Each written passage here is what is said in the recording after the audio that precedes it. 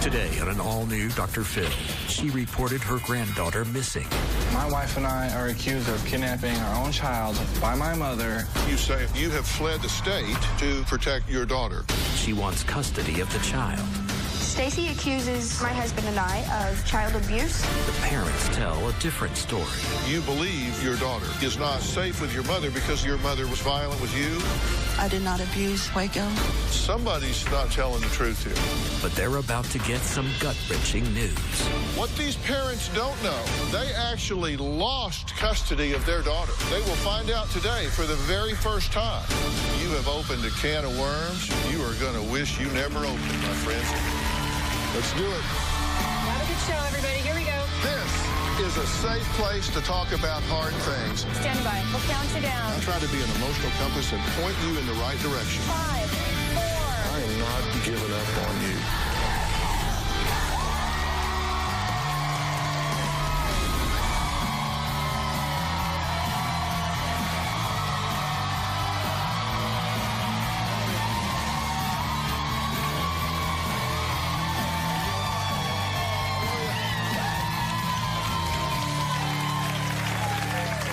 I want you to take a look at this beautiful 3-year-old little girl. This adorable child is missing. At least that's what her grandparents, Stacy and Jacob, say. In fact, these grandparents went so far as to list her as missing with the National Center for Missing and Exploited Children. But the incredible thing is, the little girl's own biological parents, Dad Waco and Mom Allie, say their daughter isn't missing at all. She is safe with them. They claim that Jacob and Stacy, the child's grandparents, are trying to steal their child. Waco and Allie say they will do whatever it takes to protect their baby and keep her away from her grandparents. So, they fled the state out of fear and have told no one where they are. But they did take time to write me asking for help. Waco says he will go to jail before exposing his child to his mother. Let's hear why. My wife and I are accused of kidnapping our own child by my mother, and it's absolutely crazy. My mother is trying to take my child away. My mother is awful when it comes to children. She has a history of domestic violence, violence towards kids. During my childhood, my mother, she drank all the time. There was a lot of physical abuse. I got told that I would never amount to anything. But when it comes to raising kids and instilling morals and values, she doesn't know what she's doing. After being with my mother for 4 days, my daughter started weighing the bed again. She started having nightmares. She was like, "Daddy, I'm scared." She said, "I can't see you again because you're sick. Mommy's in jail." I was like, "No, baby. We're right here. And we'll never leave you again." I kept my daughter away from my mother because she had been saying things that weren't true. I'm very worried about my daughter going with my mother. The court ruling is the judge, he automatically gave my mother and her husband a few hours a weekend to have her unsupervised. There is no evidence against Allie and I. It's all hearsay and lies. She's trying to have a redo with my child because she failed with her children. We're perfectly capable parents. I would rather go to jail, flee the country to keep my daughter safe. Waco's wife, Allie, says Stacy has been trying to take their 3-year-old daughter since the day she was born. Allie says she believes Stacy and Jacob have ulterior motives for going after her child. I'm Caucasian, and yet I'm going to a Native American tribe to fight a middle-aged woman for custody over my child because she's Native American and the grandmother of my child. Stacy thinks that we're bad parents. I have nothing to do with the tribe. I don't want her to be a member of the Muskogee Creek Nation tribe. Stacy accuses my husband and I of child neglect, child abuse. We have no utilities in our home. My child's malnourished. Every single one of those things is ridiculous. She says my daughter is unsafe. Stacy has been completely obsessed with my daughter. Since she has been born, Stacy has always wanted to mother my daughter. I do not want my daughter around Stacy. I saw her punch Waco twice in the head, grabbed his collar of his shirt and swung him around and ripped the collar. Stacy was not allowed to see my daughter after the altercation. She was asking for full grandparent custody. Somehow there's a Amber Alert issued for my child that contains information stating she may be with her parents. Where else would the kid be? At the bottom of the poster, it says to contact the hotline number, Muskogee Creek Nation Tribe, and or the police. So you know what I did? I called the cops. We have no warrants. I feel the Native American tribe should not be able to strip anyone of their parental rights. I feel as if the tribe's against me.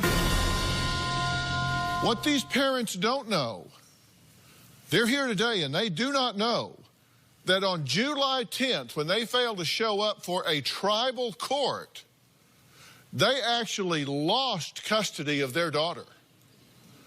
They're here. They have no idea. They will find out today for the very first time. These grandparents have been awarded custody of their child. We're going to see what happens. So let's bring them out.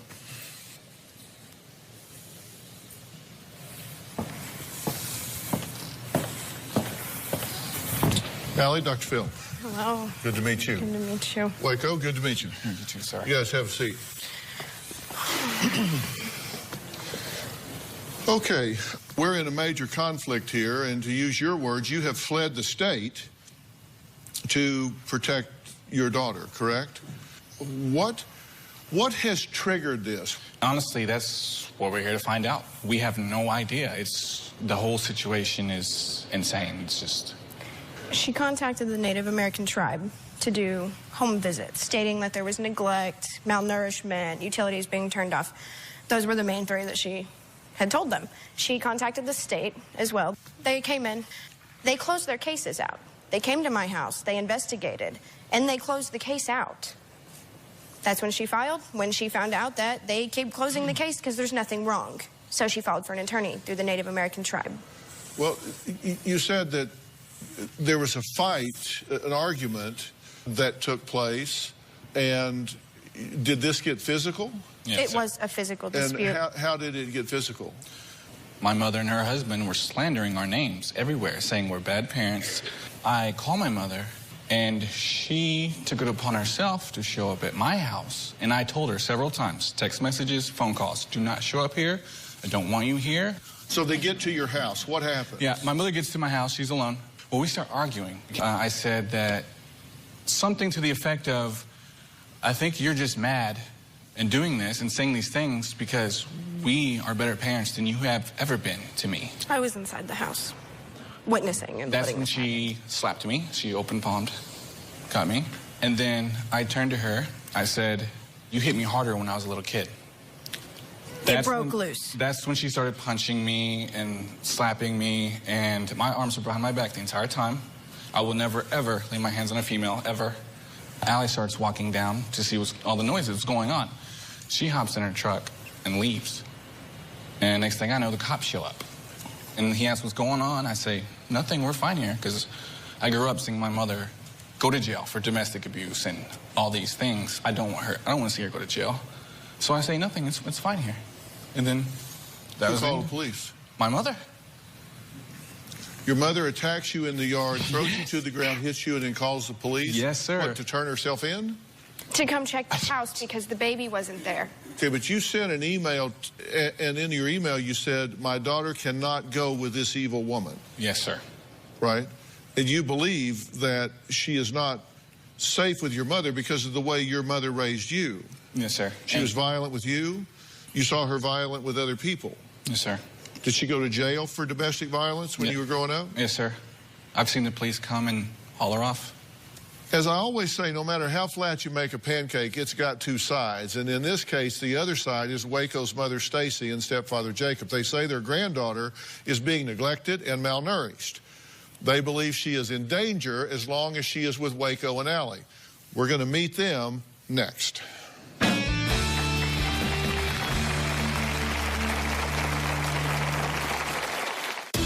I realized that my granddaughter was missing when they didn't show up for court. I filed a missing persons report. I would consider it two fugitives with a 3-year-old. That's pretty serious in my opinion. And later, were you physically abusive with him as he was growing up? No. Were you mentally and emotionally abusive for him when he was growing up? No. I did not abuse Waco. Tomorrow on an all-new Dr. Phil. A daughter searching for her missing mom accuses her stepdad. I think he killed her. Absolutely not. I just had a stroke. You're paralyzed, but you're typing up hooray for the Buckeyes. I can text, but I can't even hold a pen. She leaves the house without a code, no wallet, no phone. She had her debit card. I have her debit card. She's totally off the grid. You don't find that odd. I think she does not want to be found. That's tomorrow. My mother is two-faced. One day she likes me, the next day she hates me. She's delusional. I do need the Amber Alert taken down so I can enroll my child in school. This is gonna get ridiculous. There's something off. She's crazy. She's manipulative. My mother can put on a show, and she does. We're not running anywhere. That's why we're here today.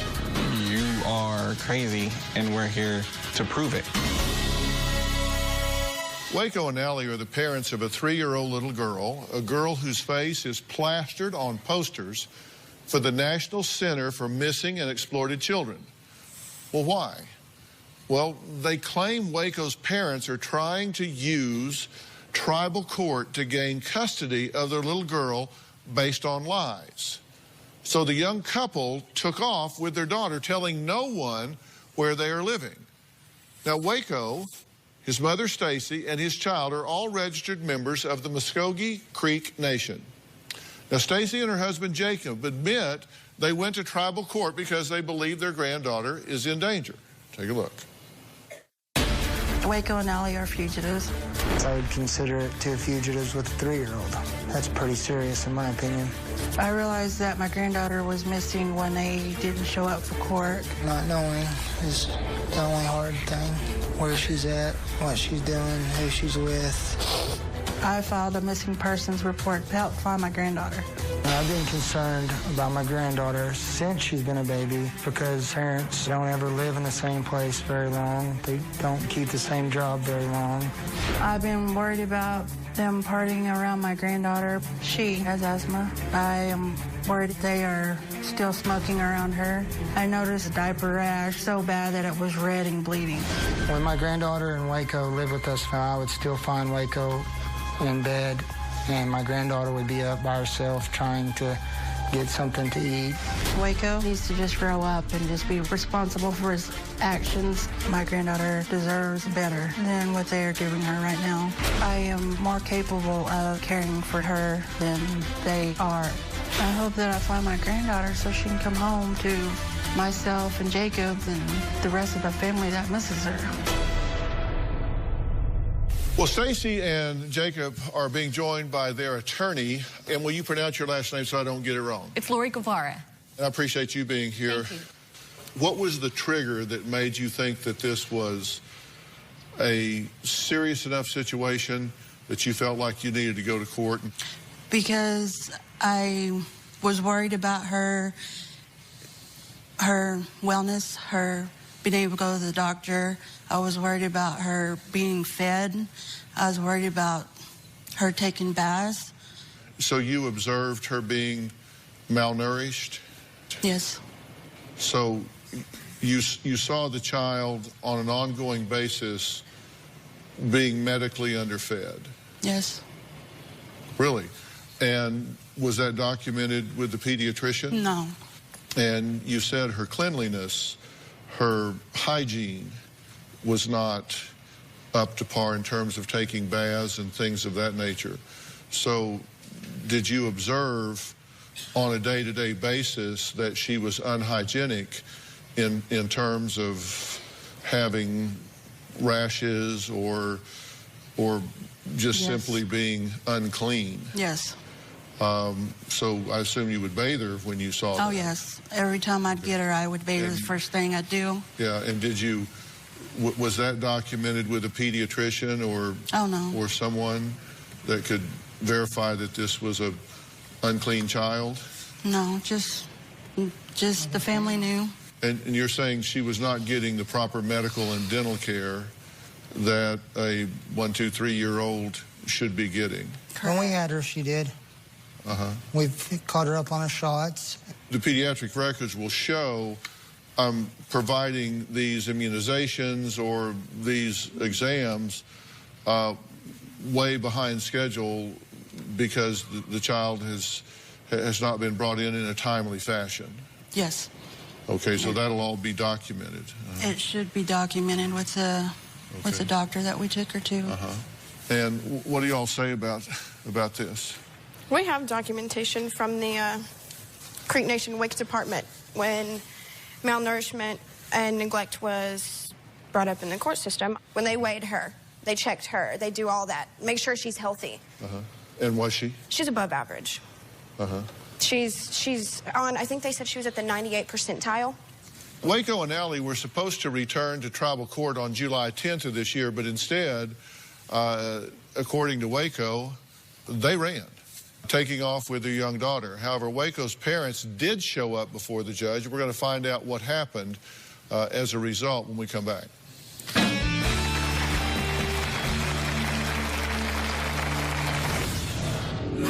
You objected to the age difference between the two of them. Yes, have you asked them how old they were when they got together? I was 14, we're still together. You got a 4-year age difference? Yeah. And you two have how big of an age difference? And later, you are bullied. And you have opened a can of worms you are going to wish you never opened, my friend. So you On the new season of Dr. Phil. My dad sent money to a woman in Mexico that he had an affair with. She had to have a lung transplant. You paid for a lung. So she just showed up to a clinic with a lung in an igloo cooler, said, I'm here to get a transplant. That's basically what happened. Do you think maybe she's lied to you? I just want to know the truth. Is my brother-in-law a monster? An uncle too affectionate with his 16-year-old niece. You're sending her a letter that says, I love you with all my heart. you put whipped cream on your neck, and Grace says you asked her to lick it off. I don't remember doing that. The creep meter is pegging over here. Plus, You were the facialist to the stars. Jennifer Aniston, Courtney Cox.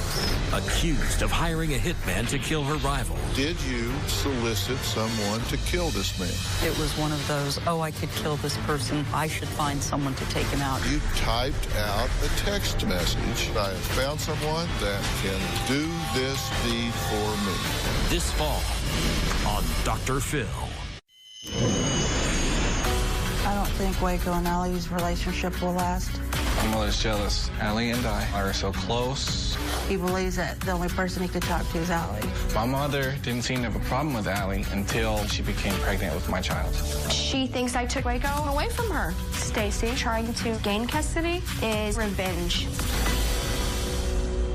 Well, Waco and Allie are in the midst of a tense custody battle, not with each other, but with Waco's parents over their 3-year-old little girl. Now, the young parents went on the run with their own child in order to keep her away from her grandparents, who plastered missing posters all over the country in search of the toddler. Now, did you really think the child was missing, or did you know the child was with the parents? They didn't show up for court, so I didn't know where she was.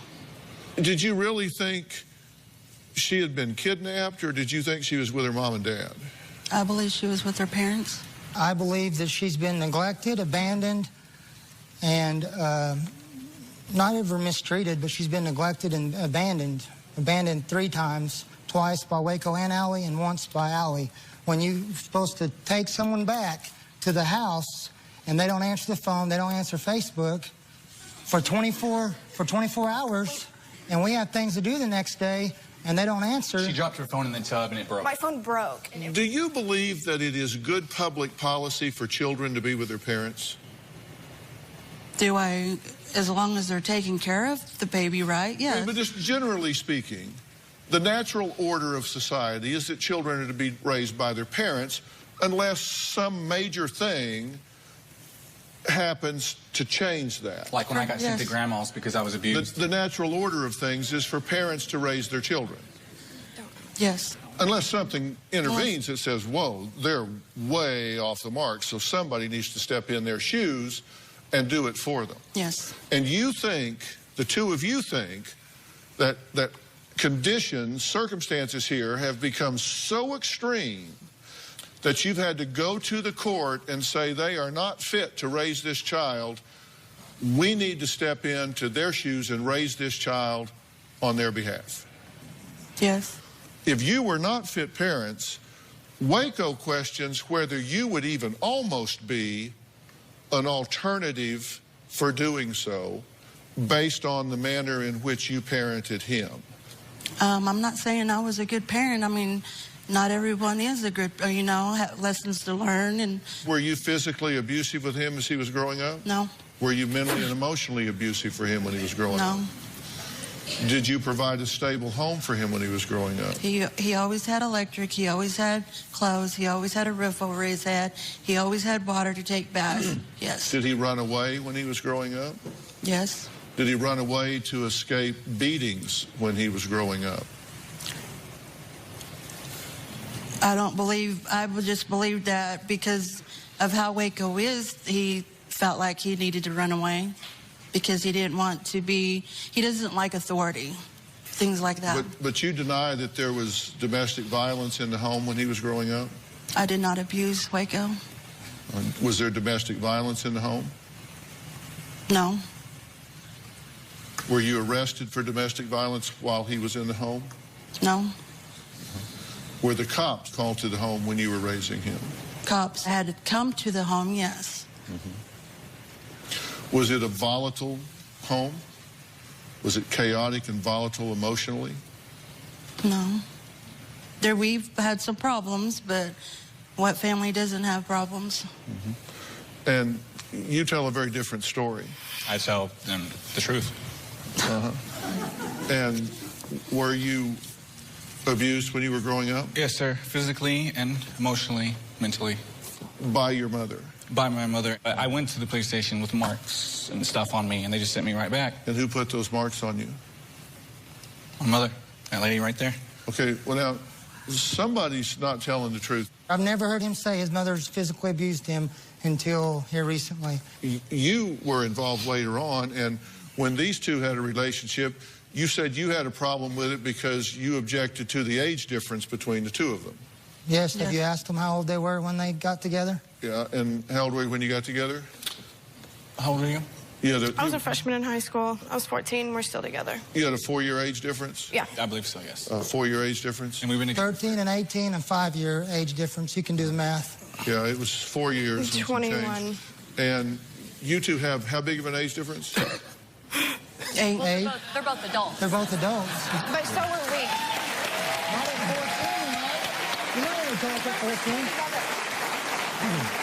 And Dr. Phil... No, I'm just curious, but y'all have a 9-year age difference. 8, sir. And y'all have a 4 and change. I just and turned y'all have 21. 8 and He's change. 25. And You're 21 and 25, and y'all are 34 and 45? 42. Coming up, the young parents learn they've lost custody of their daughter. Your mother has gone to court and gotten custody of your child.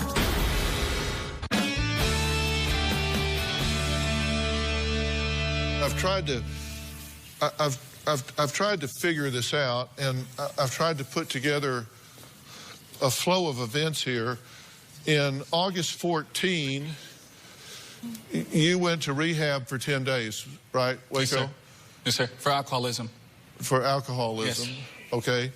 And then as we move along, in January of this year, this is when you and Stacy fight, and you stop contact between your child and Stacy, correct? Yes, sir. Why? You thought it was just not safe, unstable? She was physical with me, and I realized that she hadn't changed since I was a kid. And I thought she had changed. That's why I let her see her originally, but she hasn't changed. Okay, and did you attack him in the front yard? No. Everything he told you was false. You did slap him, right? Yes. Okay. Where is that in the So May 7th, then. I didn't file a police report because I saw my mother going to jail when I was a child. Child goes to Stacy's party, and were you glad to see her? Oh, yes. So you did get to see her then. All right. It was the best birthday present I could have. Right. Okay. So then on June 5th,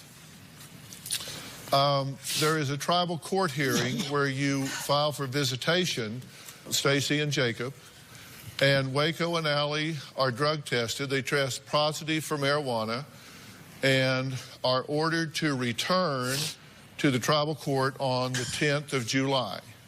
On July 10th, the court convened. You weren't there, and the tribal court awards full guardianship of the child to Stacy and Jacob.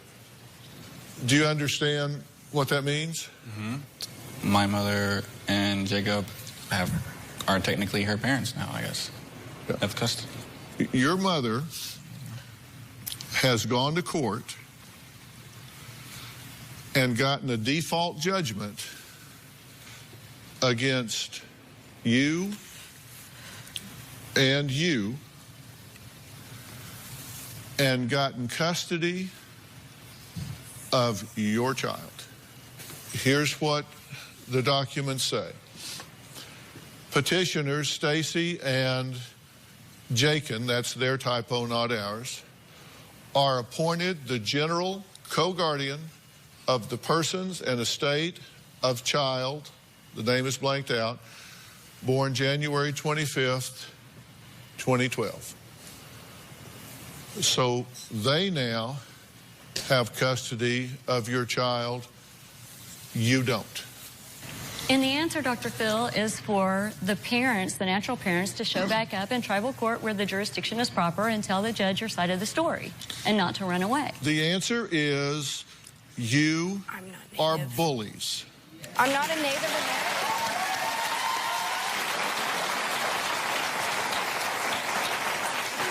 And you're grinning ear to ear, and you have opened a can of worms you are going to wish you never opened, my friend. So you grin ear to ear, you grin ear to ear, and you get real proud of yourself because you ain't going to believe what happens next. You have just bullied your son, gone into court, and ripped the child away from him. And you've done it because these young kids are not smart enough to know that you don't defy the robes. You don't defy the bench. So they didn't show up. So, of course, the judge, the only thing they can do, they give a default judgment. And that default judgment will be flipped because I'll guarantee you there's going to be an investigation. And there is not a court in this land that is going to turn a child over to an uninvestigated guardian, and shame on you for pulling that trigger.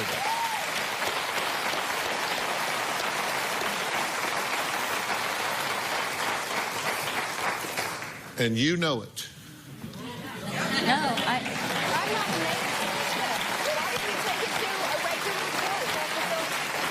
You said, why didn't you take it to a regular court? A regular court would do the same thing because you didn't show up. They are going to give a default judgment to the petitioners. Yes, the facts are on your side. Public policy is on your side. There is absolutely not one cause of sustainable action for them to take your child away from you other than the fact that you chose not to show up. Trust me, fleeing a state is the least I will do for my child. That is the absolute least I will do to keep my baby safe. Well, that's all very macho, but what you really want is the best result. You need to use the system, not fight the system. The story goes a lot better when you're the only one telling it, and a boxing match goes really well if you're the only one throwing punches. Tomorrow, on an all-new Dr. Phil. A mother missing. A daughter accuses her stepdad of murder. Absolutely not. I was a vegetable. I couldn't get out of bed. You said my paralysis was gone. That's tomorrow.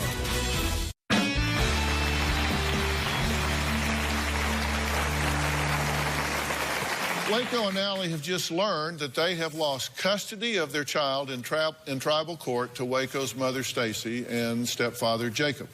You happy about all this? No. I mean, it's what you wanted, right? No. I want my grandchild to be safe and not moving here and there and not going to sleep at 3 or 4 o'clock in the morning and sleeping all day and not having to go to the refrigerator and get her own food because no one's awake to feed her. Let's take a video look at this child and see how endangered she appears. I'm looking at the child's muscle mass. I'm looking at her emotions. I'm looking at how she interacts with the world. I'm looking at a lot of non-verbals here. I'm looking at her trust in going down the slide. I'm looking at her self-esteem and confidence in climbing a ladder. I'm looking at her micro expressions on her face. I'm looking at a whole lot of things that being trained in forensic psychology speak volumes to me. And I see, to me, a very vibrant, enthusiastic child. And, you know, part of that may very well be a function of what you've contributed to this situation as well. It takes a village. Yes, sir. You know, the story goes a lot better when you're the only one telling it, and a boxing match goes really well if you're the only one throwing punches. But when they start hitting back, it's not so much fun anymore. We want them to come back to court and say their side. They start digging into your background. They start digging into your background. And all of this starts getting extruded before experts and into the public record. And all of a sudden, it's just not so much fun.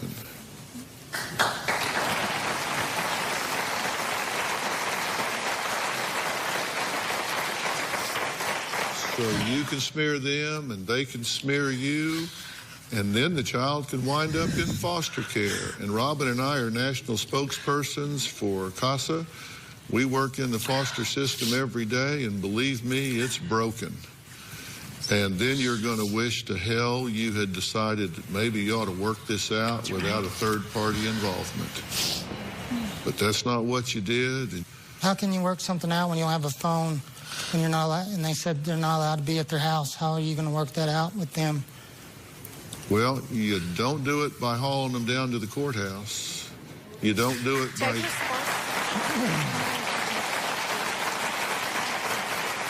You don't do it by threats and ultimatum. And Jacob, listen, there's two sides here. Yeah, you haven't heard ours. There's two sides. Listen, they've made mistakes here. They own this. They're young and brash and have made immature decisions, no question about it. This isn't all y'all's fault. There's fault here, too.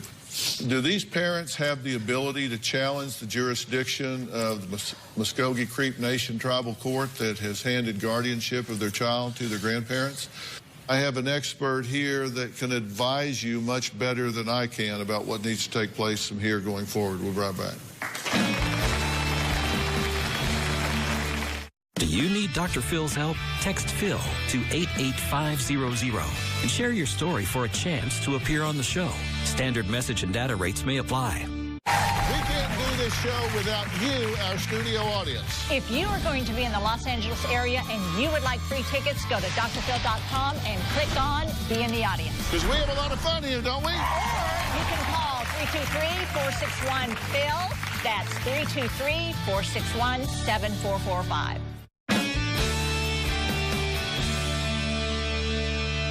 Well, I've invited family law attorney, legal analyst, and child advocate Ariva Martin to weigh in. Ariva, thank you for being here. Thanks, Dr. Phil.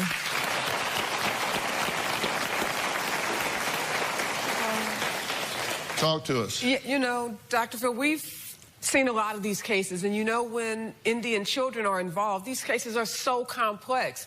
They can end up in tribal court, a state court, federal court. They can take years of litigation and even end up in the United States Supreme Court. You, Allie and Waco, have to get a lawyer. You can't do this on your own. This is a very complex area of the law. If you're telling us the truth, that Child Protective Services went out and closed their case because there wasn't neglect and abuse, I just don't see, Dr. Phil, a reason for these young adults to have their parental rights terminated.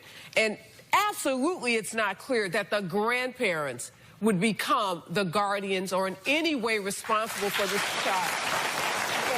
But you can't run.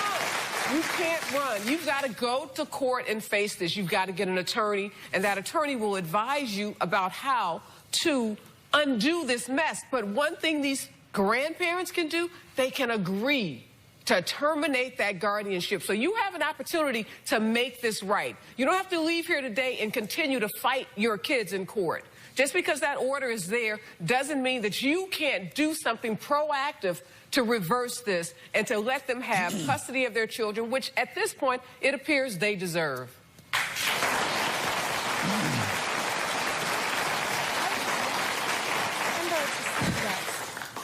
We want her to be I want you to be a part of her life. To be in her life. You're We saying that on know TV. you both love her. We said it off the stage too. Not okay? to me. No, not to you. I haven't seen you. I haven't talked to you. Well, you know my number. You know what? Why would I get a... What the hell have you got to do with this? And you love her. You do.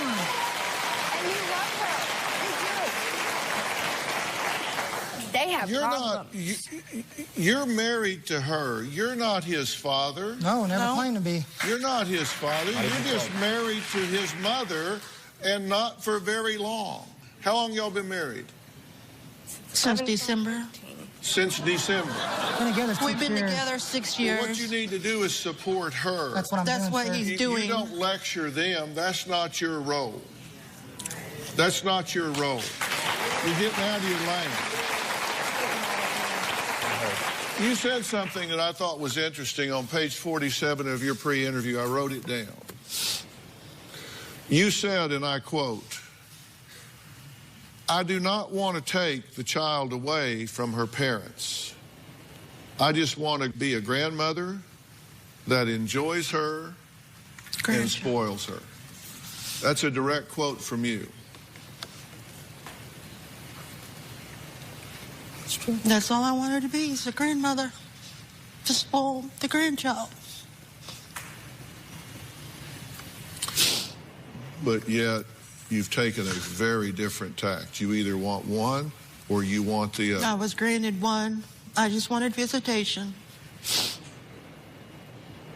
Well, I was awarded the other. we need to, well, it's up to you. It's not up to the court. We'll be right back.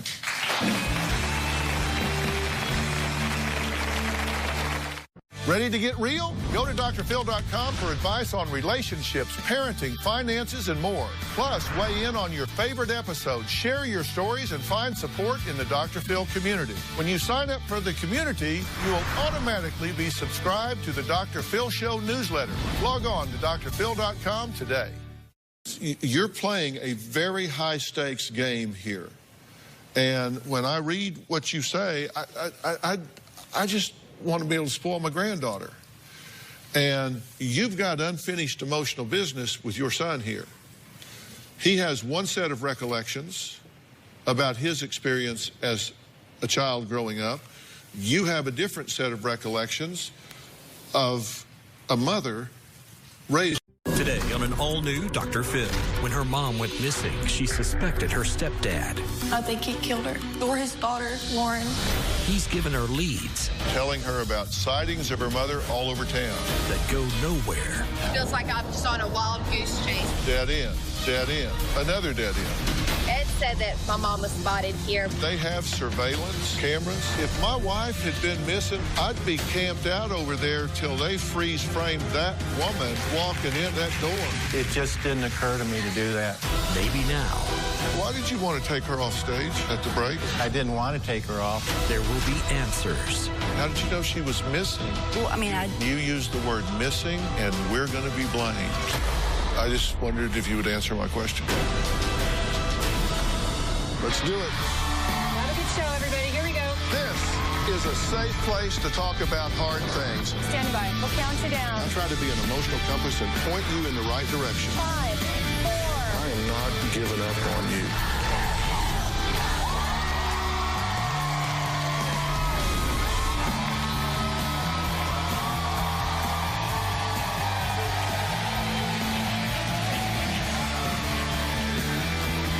Thank you.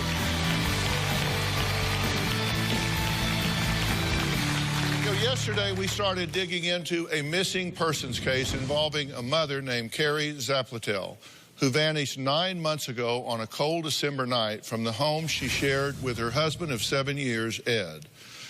Now, Carrie's daughter, Shelby, is convinced that her stepfather, Ed, or Ed's daughter, Lauren, are responsible for killing her mother or hiding what they know.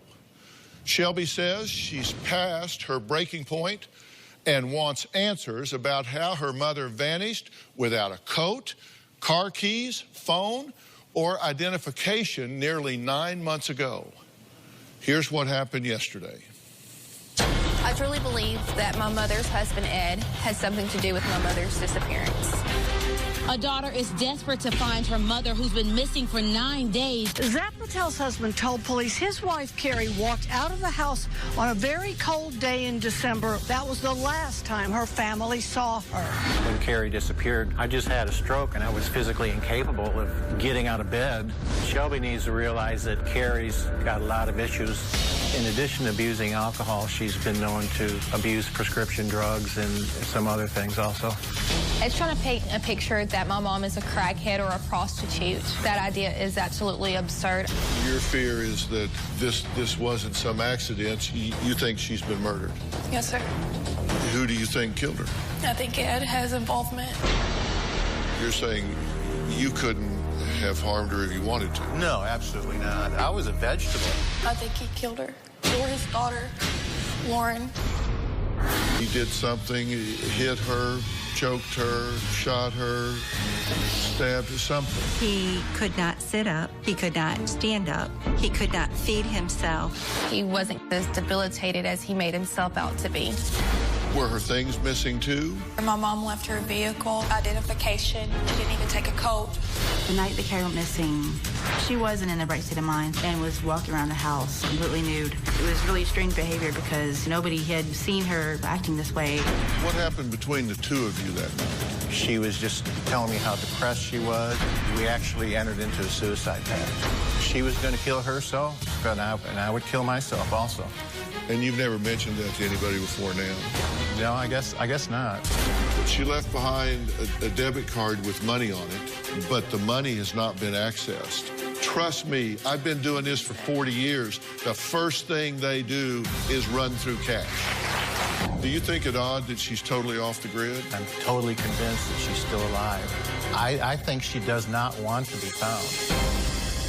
Listen, I talked to FBI profilers in the last 12 hours about, is it just me or is this really odd? And yes. You know what they said? They said adults have the right to go missing if they want to. Mm-hmm. They do. They have the right to go missing if they want to. But in this day and age, for an adult to go totally off the electronic grid and not be seen or heard from in 9 months is very, very odd. Mm-hmm. And for you guys to say, nope, doesn't strike me odd at all. But yet, when we were interviewing you, the last thing that you said in your tape piece was... When I told my dad that Carrie wasn't in the house or anywhere to be found, he looked really surprised and really shocked. We were totally dumbfounded. He cried. I was sitting here thinking, oh my gosh, you know, she's missing and somebody's gonna be blaming us. It seems that way, and I still feel that way because my dad is getting blamed for this. Why would that be your first thought the split second you know she's gone? Because but yet now, you don't even think it's odd that she hadn't been seen or heard from in 9 months?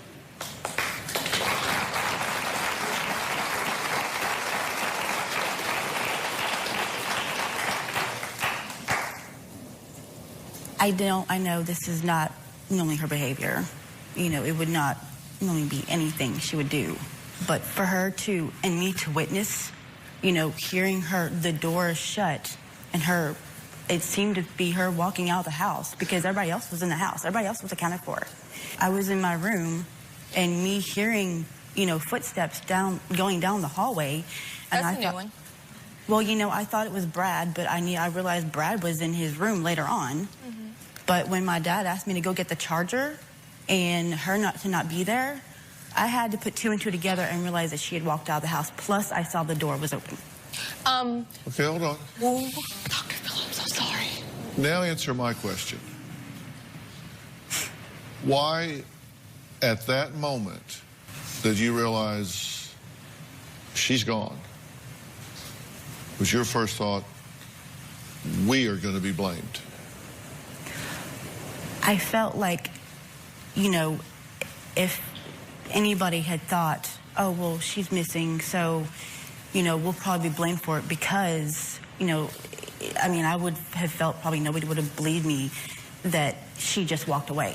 How did you know she hadn't just gone out to the car to get cigarettes? I actually did look outside. How did you know she hadn't just gone to the store? How did you know she hadn't gone outside to just stand there? How did you know she was missing? Well, I mean, she had been, in your mind, she had been gone 20 seconds. And you used the word missing, and we're going to be blamed.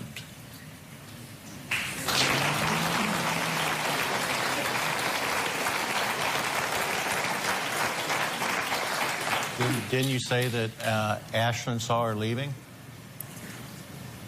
She said she had claimed to see her leaving. She said she heard her leave. She saw her walking out. She was looking out the window and saw her leaving, according to what, and how old what is Ashlyn said. Pardon? Ashlyn is Lauren's daughter. Yeah. Ashlyn is 7. And so you know, that's why she went missing from the house. I told my dad immediately, and then I went outside to look for her. I just wondered if you would answer my question. What was the question?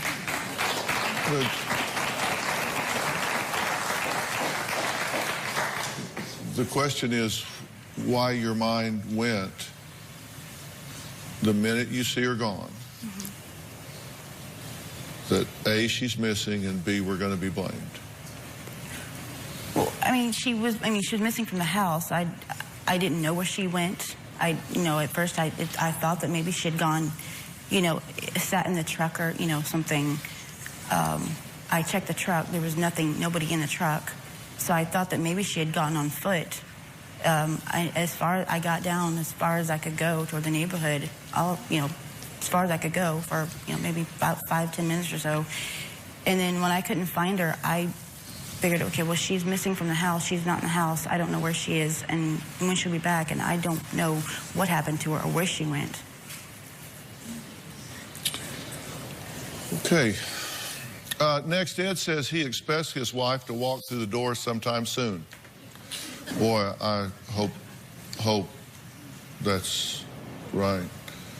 Shelby says he's just not living in the real world. We're going to find out what he's been telling Shelby that has her completely frustrated when we come back.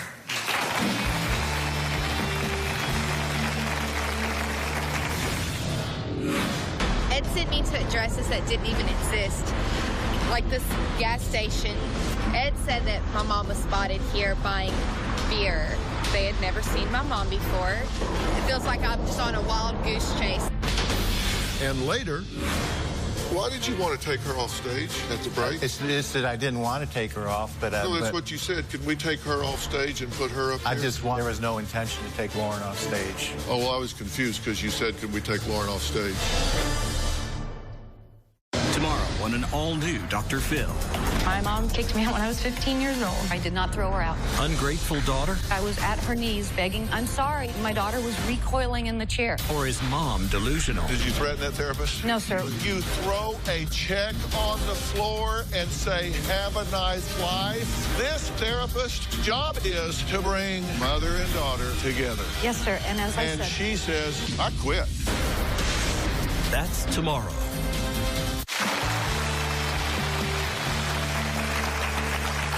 Shelby says ever since they were contacted by the Dr. Phil show, Ed has suddenly become interested in the search for her mother.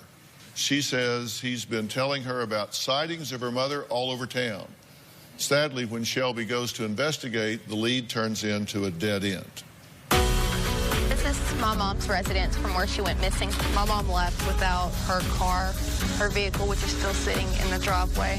No phone identification, nothing was taken other than the clothes on her back. In the middle of December, I've searched in the back. There's nothing but woods. All this brush goes miles out, miles out. And I searched out there without luck. Ed sent me to addresses that didn't even exist. Like this gas station, for instance, that there was park benches next to it or across the street that my mom was sleeping on.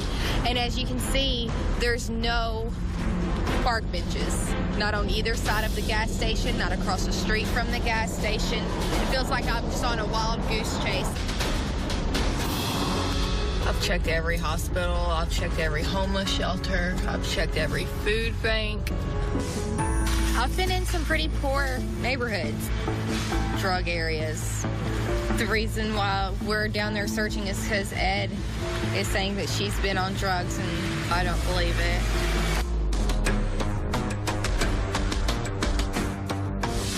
Ed said that my mom was spotted here buying beer.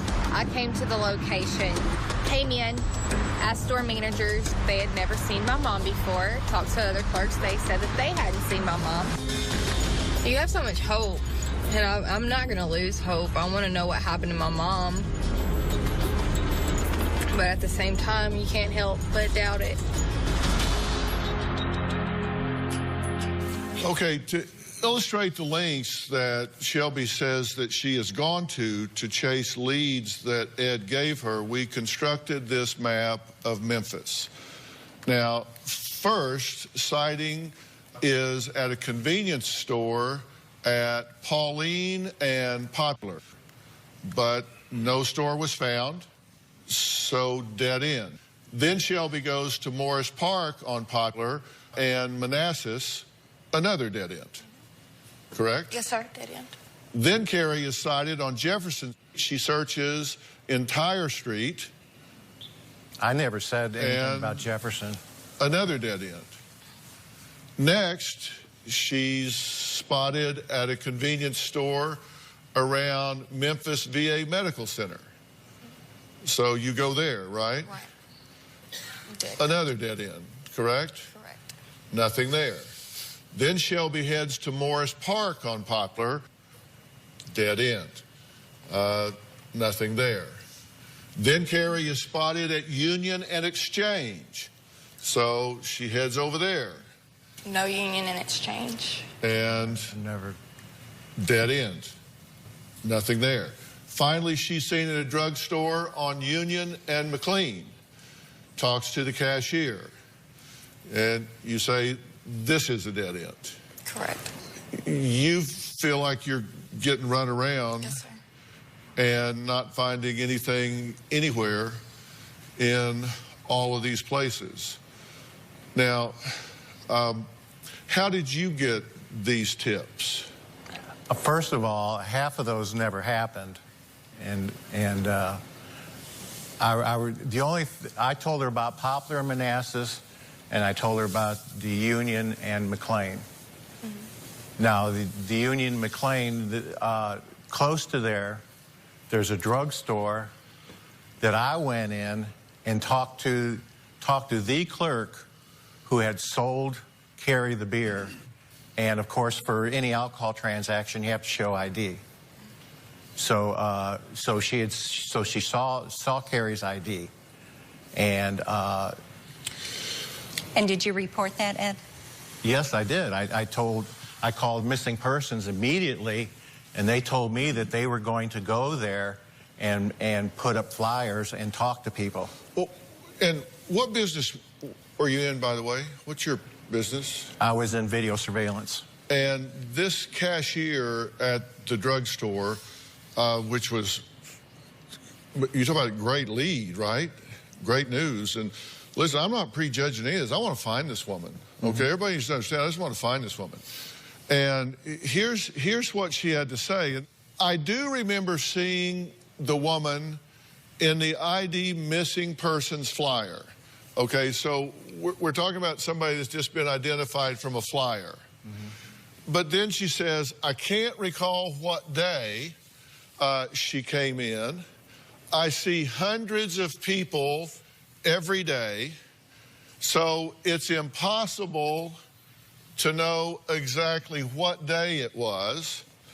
I can't recall if I checked her ID because I can't even remember for sure what I sold her.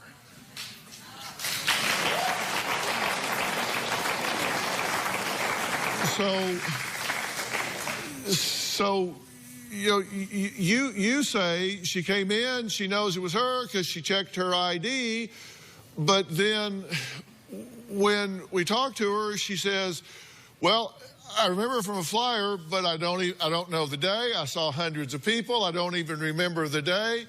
I don't know if I checked her ID because I don't remember what I sold her. Other than that, I got it nailed. If she walked in that store, then it's on camera. I'd be camped out over there till they freeze framed that woman walking in or out of that door. And later, did you choke her? I wanted to, but, you know, I didn't have the, I wanted to defend myself, but I didn't have the strength. On the new season of Dr. Phil. My dad sending money to a woman in Mexico that he had an affair with. She had to have a lung transplant. You paid for a lung, so she just showed up to a clinic with a lung in an igloo cooler, said, I'm here to get a transplant. That's basically what happened. Do you think maybe she's lied to you? I just want to know the truth. Is my brother-in-law a monster? An uncle too affectionate with his 16-year-old niece? You're sending her a letter that says, I love you with all my heart. You put whipped cream on your neck, and Grace says you ask her to lick it off. I don't remember doing that. The creep meter is pegging over here. Plus, you were the facialist to the stars. Jennifer Aniston, Courtney Cox. Accused of hiring a hitman to kill her rival. Did you solicit someone to kill this man? It was one of those, oh, I could kill this person. I should find someone to take him out. You typed out a text message. I have found someone that can do this deed for me. This fall on Dr. Phil.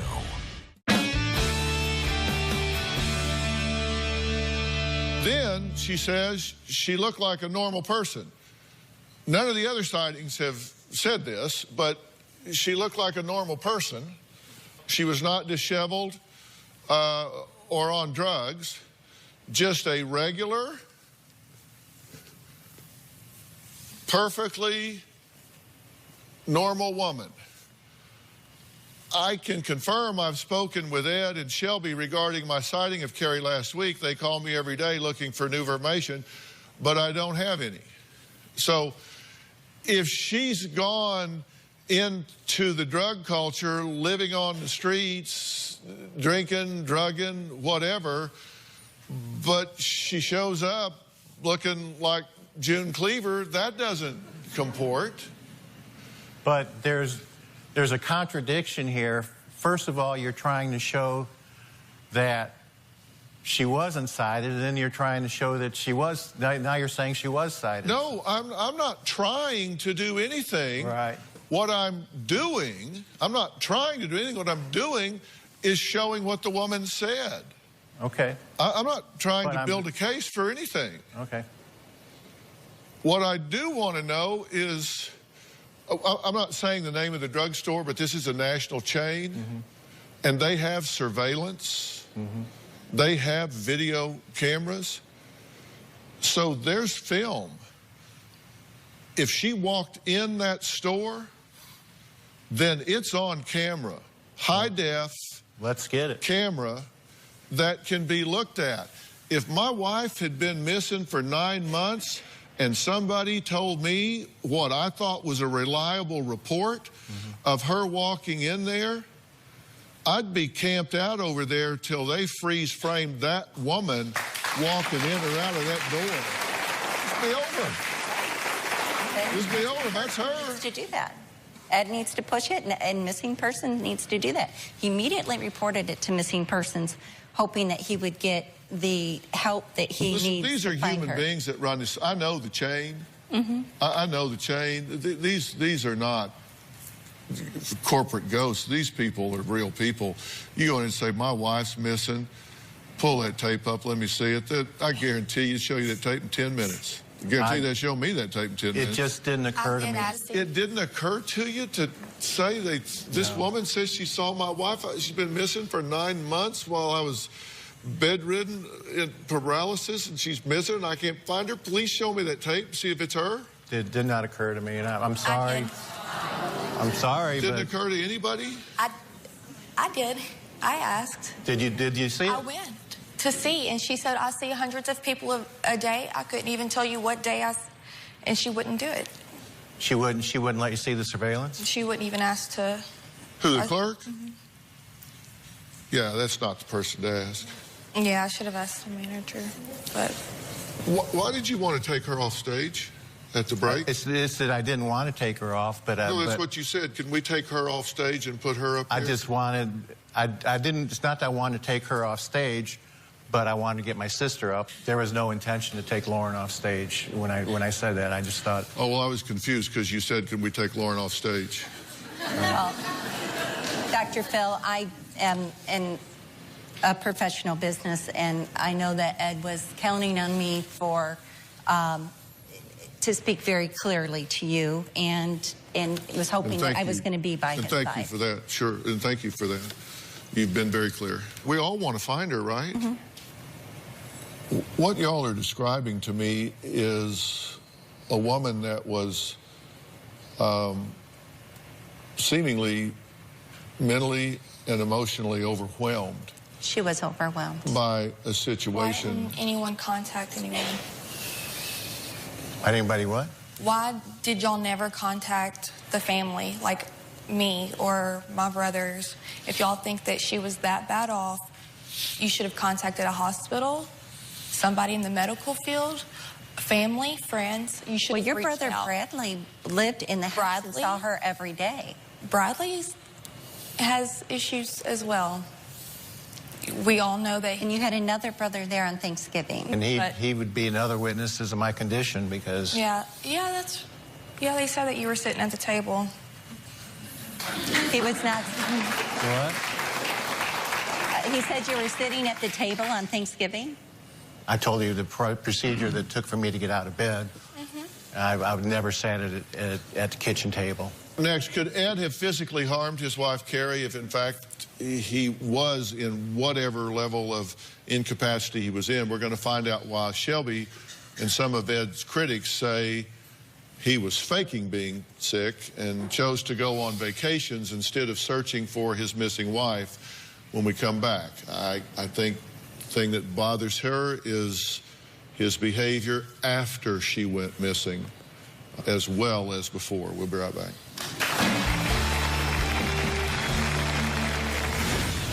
You've been violent with your wife on a frequent basis? No, I would defend myself. She would get drunk and very violent.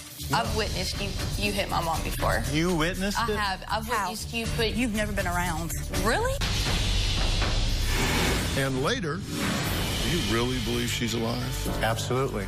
Because, you know, when I ask you that, you say yes, but you shake your head no.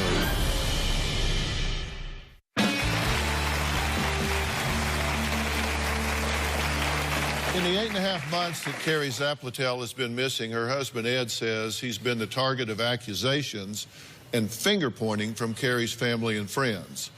One of his largest critics is Courtney, who says Carrie called her 90% of the time after she had major blowouts with Ed. Carrie and I were really close. She was like my second mom. Carrie called me her ventilator because she could always vent to me about whatever was going on in her life. And she called me and vented quite often. She and I were constantly fighting about his daughter, Lauren. Carrie was always having to bathe Lauren's kids, feed them, do their laundry, cook for them, make their plates, basically everything a mother's supposed to do. Carrie was very tired and very fed up with the entire situation. What was even worse in the matter is that Ed never took Carrie's side. He always stood up for Lauren. The night after Carrie disappeared, Ed called me and asked if I had seen Carrie, but I hadn't. What was unusual about this is that Carrie hadn't called me first, and she had always called me. Ever since Carrie's been missing, Ed hasn't shown any real concern because he hadn't posted on his Facebook, hadn't been in contact with any of the news stations, hadn't been looking for her as thoroughly as he says he has. Not too long ago, my husband and Ed were texting each other about the night Carrie went missing, and Ed had mentioned that he was so mad at her he could have choked her but didn't have the strength. What was shocking about this is that Ed had told the police in the reports that they weren't fighting the night before she went missing. At this point, I do not trust Ed at all. I think he knows more than what he's telling everybody. Courtney, thank you for joining us. There's a couple things I want to point out. And then, by the way, the text you're talking about from Ed to your husband was a few months after she was missing. Yes. And it reads, for whatever it's worth, the most likely place she would have gone is with a guy named Blank, who she worked with. He lives with his brother. I've been wanting to go over there since she disappeared. He's an alcoholic. She pissed me off so bad I wanted to choke her, but I didn't have the strength. You guys saved that because you thought it was worth saving. My husband saved everything. Yeah. She pissed me off by hitting me. That's when I got pissed. But you said y'all weren't arguing. No, that night, that was the night that Ed called me, and that was Thanksgiving evening. Yeah, you have to understand that mentally, I'm just, I can't remember a lot of details. Did you choke her? No. I wanted to, but you know, I didn't have the. I mean, I wanted to defend myself, but I didn't have the strength. So Ed called me. Defend yourself from what? Carrie hitting me in the head. When you say you wanted to choke her, do you mean you wanted to kill her? No. I just wanted to stop her from hurting me. You wanted to choke her to make her unconscious? You wanted to choke her? No. What? I mean, I was just trying to get her attention. Oh. Yeah. Okay. You just wanted to choke her to stop her from attacking you? Exactly. It was self-defense. She's attacked you before you were paralyzed? Yes. Did you choke her then? No. You've never I never hurt her. You've never hit her? No. I've witnessed you hit my mom before. You witnessed it? I have. I've witnessed you put... You've never been around. Really? You've never been around. The last, like, I don't know how long. You know, I do know Carrie said that there was a time you were whenever never I on was good terms with 15 her. and I did stay with I tried to get her to visit you at times, and she didn't want to. Okay. If I may interject, Carrie has said, I think she had said on numerous times that I was actually closer to her than you were. Honey, there's a whole journal about you. Promise. So I doubt that. I don't give a about some journal. And number two, I'm trying to find this woman. Yes, sir. There was one instance where I grabbed her so she'd stop hitting me, and she hurt her collarbone. I never once provoked it.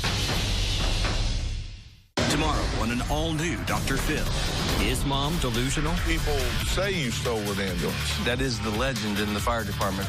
No, sir. I took my ambulance down to the beach. So you just borrowed the ambulance. That's tomorrow.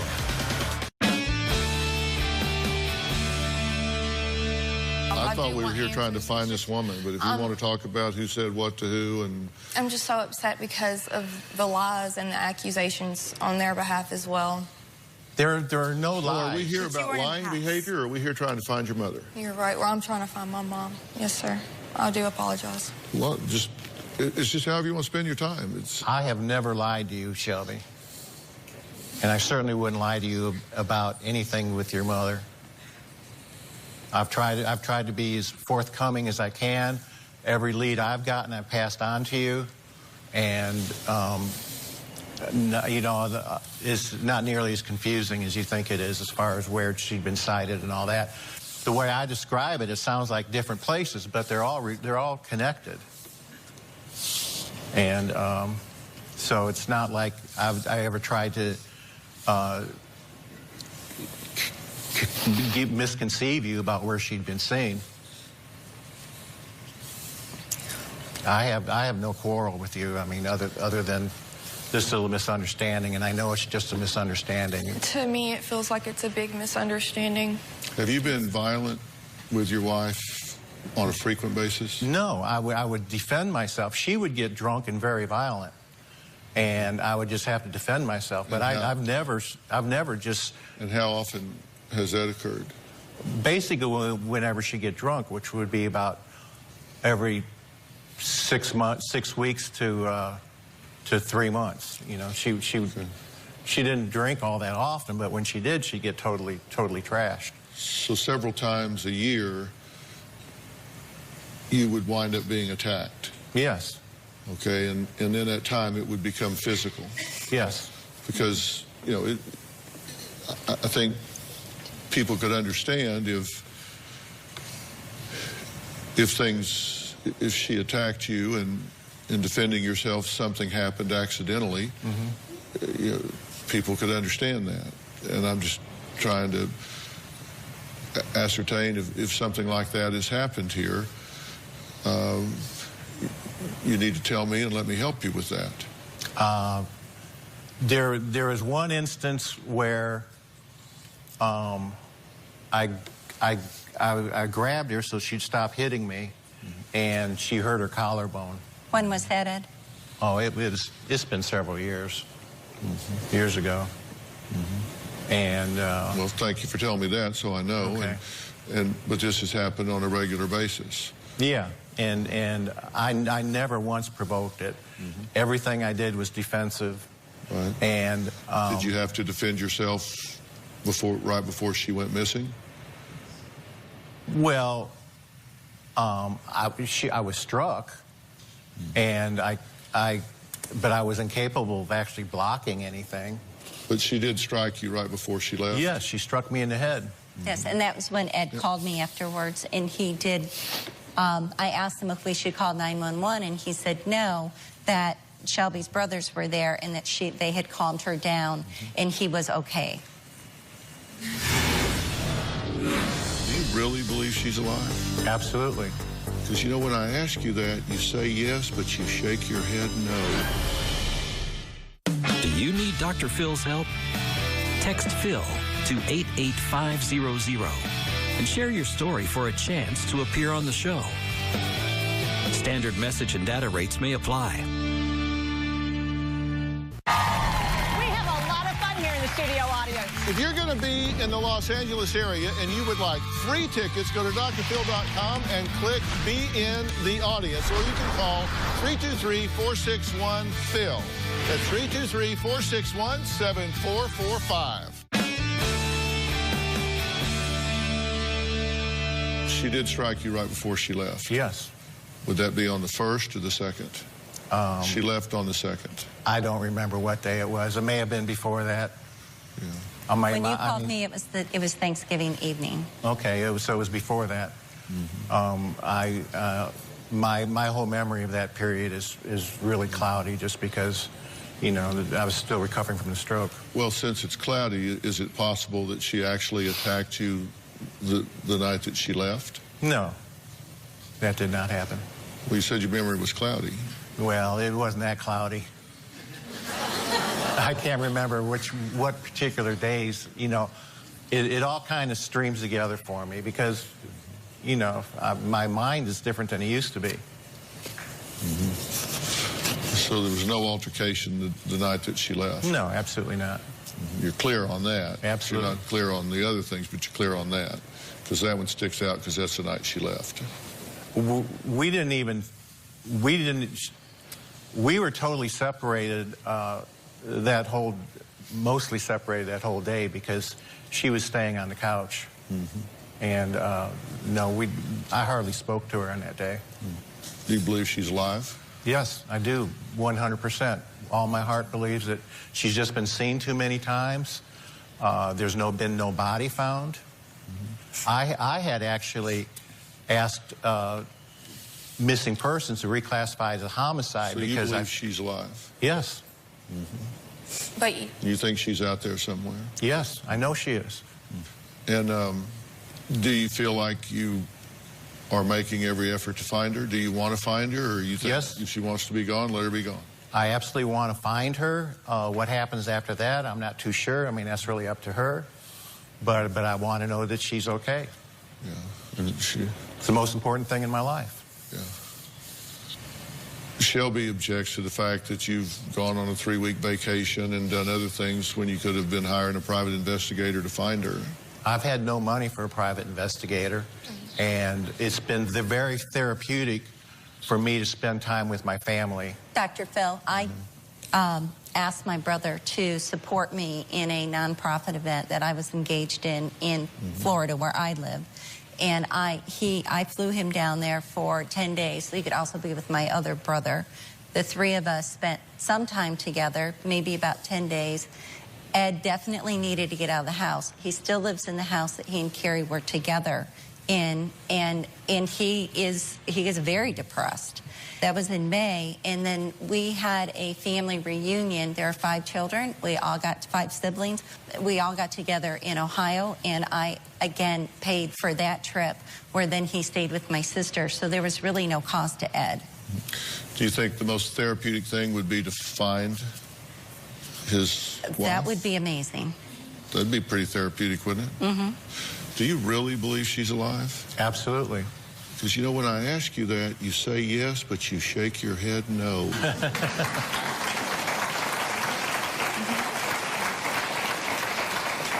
Well, that's not... Your mouth says yes, and your body says no. Yes, I believe she's alive. I'm shaking my head yes. After I told you it is. We'll be right back.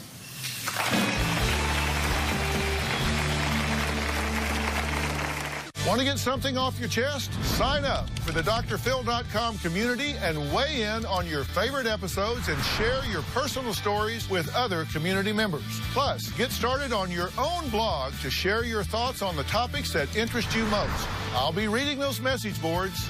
Log on to drphil.com today. Well, you've been seeing phone numbers and you've been seeing pictures of this missing woman throughout today's show. On the bottom third of the screen, and we've shown the picture many, many times. And listen, if you have any information about this woman in any way, then you need to pick up the phone and you need to call the phone numbers that we've provided you. Call the sheriff's office in your area and give that information. We want to find this woman, and it's... you know, we clearly want to know the answer, and you want to know the answer, good or bad, right? Right, yes, sir. Whether she's alive or yes, sir. Whether she's not. And, you know, Carrie, if you're out there and you're watching this, pick up the phone and call me. And you're going to give me a piece of information that only she would know, so we can screen that call and know that it's her. So please, if you have that information, then give it to us. And if you believe that this sighting at this drugstore, which is a national chain that I guarantee you has high-definition cameras, we need to get that. We need to get it before dark today. We need to get that information and find it. They can get this down to a short period of time and when this clerk was on, and we can find out, you know, whether that was her or whether it's not. So this can be cleared up very, very quickly. So we will do that. You want to find her. There's nothing I want more in the world. Shaking your head no again. Hope that's. I just hope you want to find her. I really do. Even if you don't want to be married to her, don't be married to her. But we want to find her, right? Ed wants to find her. Yeah. I've looked for her at least 100 times. Yeah. Since she went missing. I was working downtown for a while, and every day on my way there and on my way back, I would check in these parks. We've put a lot of attention on this, so hopefully this will give us some information. If you are trying to find a missing loved one and frustrated by the search, you know, write in the show. We want to help. You can go to Facebook, Twitter. You can text me your story. Let me know what challenges you're facing. You know, that's one of the things we can do here, and see what I can do to help. I want to thank all of my guests for being here. We really appreciate it. We will see you next time. Thank you. Well, best of luck to you. Thank you so much. Corey, thank you so much.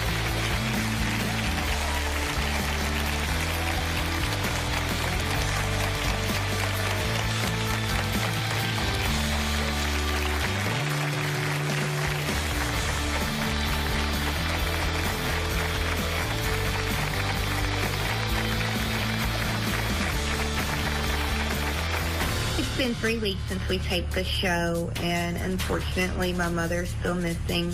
We haven't received any credible updates. However, Ed did advise that there was another sighting at the same store, that she was seen outside of the store begging for change. I do believe it's another dead end. I'm standing at the drugstore, which has become ground zero for Carrie sightings. She's been positively identified from surveillance video, which has been seen by the managers and missing persons. I'm confident that I will be reunited with my loving wife soon.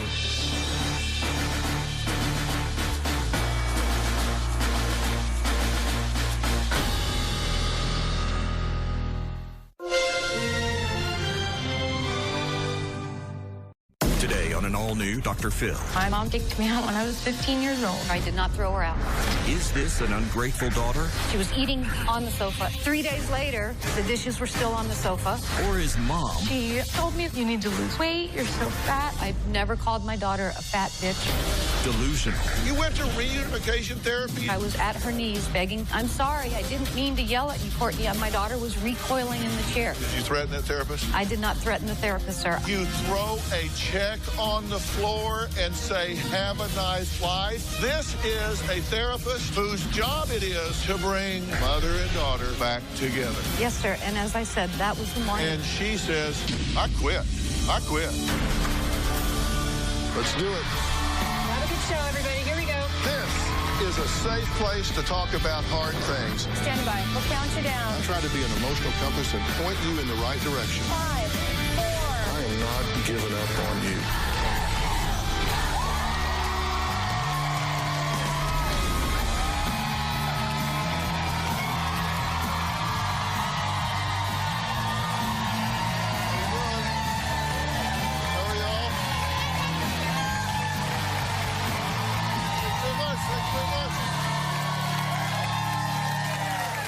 Okay, I want you to take a look inside of this house.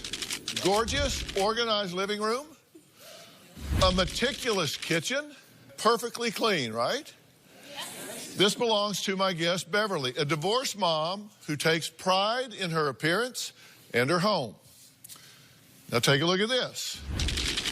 Clothes and hangers thrown on the floor, bathroom counter, a complete disaster. This mess belongs to 20-year-old college student Courtney. Can you imagine these two living together? Well, they did it one time. They are mother and daughter. Courtney says her mom, Beverly, is such a neat freak and messed up in the mind that she kicked Courtney out of the house when she was 15. But Beverly says her daughter chose to leave. 5 years later, this mother and daughter are still at odds, and Courtney says the scars run very deep. A bitter custody battle, sexual abuse allegations, and, well, just a whole lot more.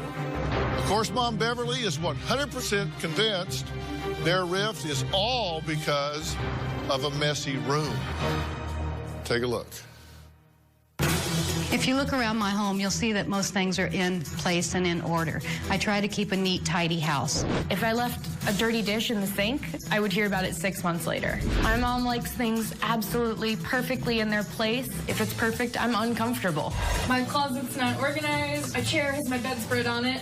Our last big fight happened when I was going to a movie premiere. I had baked cookies and left a mess in the kitchen. Dishes that she used were still there from the morning. Both bedrooms, both bathrooms, completely wiped out. I had my own bathroom and I had my own bedroom, so I didn't feel the need to put every single thing away. I left her a note placing her on restriction. She was not allowed to use the TV or the computer. There was a 2-page typed note telling me I was a slob, I was a pig. When I came home the next day, I found her watching TV with her feet up on my desk, eating cheese and crackers.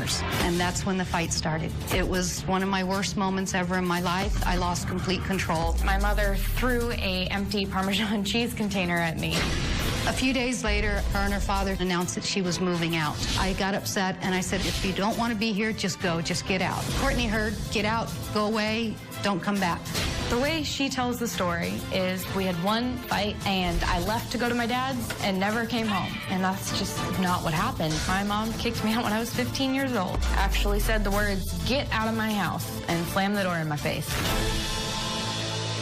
Well, Courtney says her mom Beverly's behavior was abusive way before their fight over a Parmesan cheese container and cookies.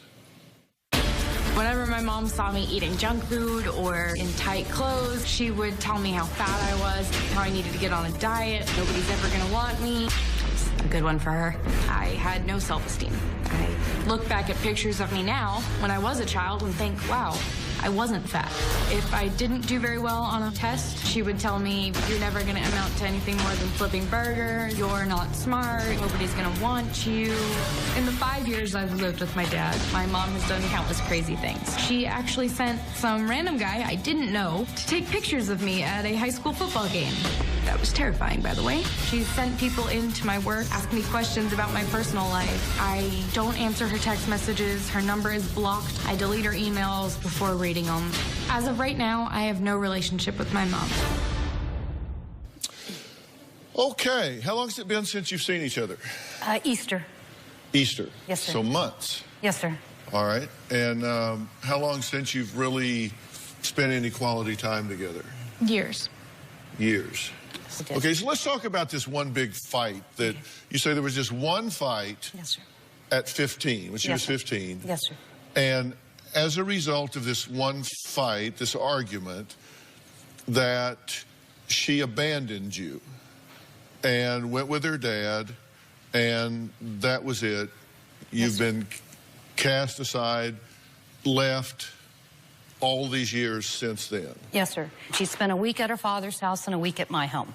She came home to my home. The house had been completely cleaned. I came home from work that evening. The house, her dinner dishes, she was eating on the sofa at that time. 3 days later, the dishes were still on the sofa. The books were all over the counter. The house was a mess. On the third day when I came home from work, she was at a movie premiere. She made cookies for her friends, left everything out. The eggs had been left out, now spoiled. And the house was a mess. So I left her a note putting her on restriction, specifically telling her no TV, no computer, no phone. Well, I have that letter. Yes. And some excerpts from it. You said, I have asked you nicely, begged, yelled, and cried over the way you treat our home and me with such disrespect. You may not have any TV. You will not be attending any parties this weekend. You will be giving me your phone when I return from work at 3:45 p.m. I will be disconnecting the line tomorrow on my lunch hour. This should give you plenty of time to say goodbye to your friends for the summer. Because you overslept is no reason to have left the kitchen a mess. You should have not made cookies if you didn't have time to clean your mess. You left the door to the garage open. The cat was in the garage when I opened the big door. She came running out and was almost run over. I had to chase her around the front yard. I apologize if I have once again stolen your happiness, but you are bringing it on yourself, Mom. Okay, that was the letter you got, right? Yes. How'd you feel about the letter? Horrible. I spent the night on the bathroom floor because I was physically sick to my stomach. Letter's a little dramatic, but I don't see it as being a particularly egregious writing. And I have to say, that's about the last reasonable thing that I think you did. Beverly partially blames her ex-husband for their problems, but Christopher says Beverly is the one who started all the problems years ago with a false accusation. My mom falsely accused my dad of having a sexual relationship with me 2 days before Christmas. During the custody battle, we went to Beverly's house. While Courtney was moving her things out, she left her phone on the counter. I looked through my 15-year-old's phone. I saw pornographic text messages. It looked like the sender said it was Dad. I had to investigate where this was coming from. If she had just asked me about the text messages, I would have told her the truth. My friends sent them to me when I was using my dad's phone the summer before. I didn't want him to know I was telling dirty jokes. I sent them to myself so that he wouldn't see them, and it looked like they came from my dad to me. I went into shock, and I didn't know what to do. She went straight to the courts and tried to have my dad thrown in jail for being a pedophile. The next thing I knew, we were in court trying to get the phone record subpoenaed. When Children's Protective Services knocks on your door, you can't really say it's not a good time. They raked us across the coals. That's the hardest thing I've ever done. And to think my daughter had to go through the same things I went through. My daughter was asked questions she should never, ever have been asked. We had an emergency court hearing, and they let me go home with my dad. It was clear to everyone that my dad had not had an inappropriate relationship with me. My mom drags it on to this day. She says that I'm his trophy girlfriend. It's completely inappropriate and completely not true. I am now on a list of people who have been accused of being a pedophile, even though there was no basis whatsoever. Okay, Christopher, thank you for joining us. I want to get this out right straight up. Did your father send you these off-color messages? No way. He did not send those? No. But they were on his phone to your phone? Yes. Okay, so, but yet he didn't send them to you. You need to explain that so everybody understands that. When my mom kicked me out, she kept my phone. And my dad never used his phone, so for that summer, he let me use his. And when I got my phone back, I forwarded those messages to my phone because I didn't want them to be on his phone, and I don't want him to see that my friends were sending me dirty jokes. Has she been verbally abusive to you? Well, I've never called her a bitch. I've never said anything to her like that. You've never called her a pig? I've called her a pig, yes. And later, did you steal an ambulance? No, sir. Did she steal an ambulance? That is the legend in the fire department. I went down to the beach and I just sat there. In the ambulance? Yes, sir. Monday on an all-new Dr. Phil. Is her Nigerian husband? He gave you this when he proposed? No, I bought my own ring. A scam artist? I see Mom being James's cash cow. He has 3 different dates of birth on 5 passports. The marriage license, it's got typos. They put an M in license. They don't spell English how we spell. I know Nigerian. I was there. But that doesn't mean you weren't getting played. That's Monday. When I first met my husband, Chris, he seemed like a great guy. As time went on, I noticed that he would pick me apart on some of the smallest details. I always felt like an employee, not so much a wife. Our marriage became a competition. One summer, I came home with a puppy dog, and Christopher started throwing a fit, yelling he didn't get to pick the color, didn't get to have anything to do with it. He picked up his beer and threw it into the street and was yelling obscenities. And it was at that point that I packed up my daughter, and I filed for divorce shortly after that. Courtney says her mother Beverly's unpredictable behavior during the custody battle with her father Christopher was so out of control that it ended up pushing them further apart. During the court custody battle, the judge issued a no contact order between me and my mom. She couldn't contact me, I couldn't contact her. She violated that order a few dozen times. Blatantly, she didn't care who saw. She would show up at my high school football games, send me text messages, leave me voicemails telling me I was a spoiled little brat. Did you throw her out? No, sir, I did not throw her out. Did she kick you out or did she not? She kicked me out. And why do you say that when she says, no, you left? My dad wouldn't have let me leave. He wanted us to have a better relationship. He was there. Courtney, did you not come to my house and say, I'm taking my electronics? You went up to your room and you packed your electronics up. And you and your father said, your father's famous quote was, you guys need to take a little break from each other. And that's what he kept saying. You need to take a break. You need to take a break. And you guys moved out. You packed your stuff and you moved out. You came on Christmas Eve and took what you wanted and left everything else on the floor. You took everything with you. A week after I was kicked out, I did come back and take some things. I got the rest of it on Christmas Eve. But that day, we did not intend for me to leave the house forever. When I suggested to take a break, I was trying to keep the relationship together, not to break it apart.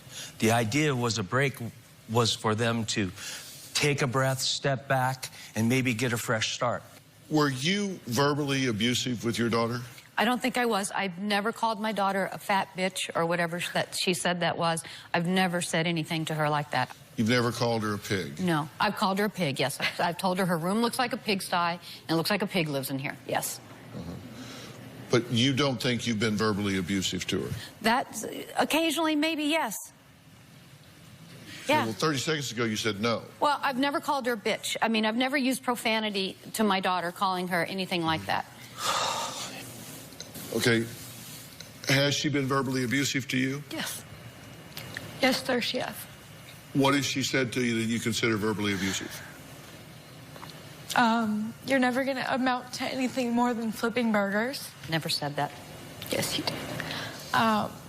You need to lose weight. You're so fat. How could my daughter be this fat? You wish you looked like me. Wow. Go ahead. No one's ever going to want you. You wonder why you have no friends. She once told me that I had failed a grade in school and that I was going to have to go to summer school. I panicked. I called my school and made an appointment to see the principal the next day. Turns out I didn't fail the grade. I didn't have to go to summer school. She just lied and told me I had. And looking back now, I see that I wasn't the fat little pig I was told I was. And that's definitely very painful to me. Dr. Phil, every single one of those statements she's saying is an absolutely false statement. I've never told my daughter she was not going to amount to anything. I've never told her she'd be anything other than flipping burgers. I've never called my daughter fat, ever in my life, as God is my witness. Have you been to therapy with her? We had one joint counseling session. We were court ordered to go to therapy. She was seeing the counselor on her time. I was seeing the counselor on my time. The one session that we were supposed to meet together just happened to be the same February 4th that we were in court over the sexual text messages. Yeah, well, I've got questions about that. And coming up, I want to talk about a fight over a flute that ended up being used against Beverly in court. We'll be right back.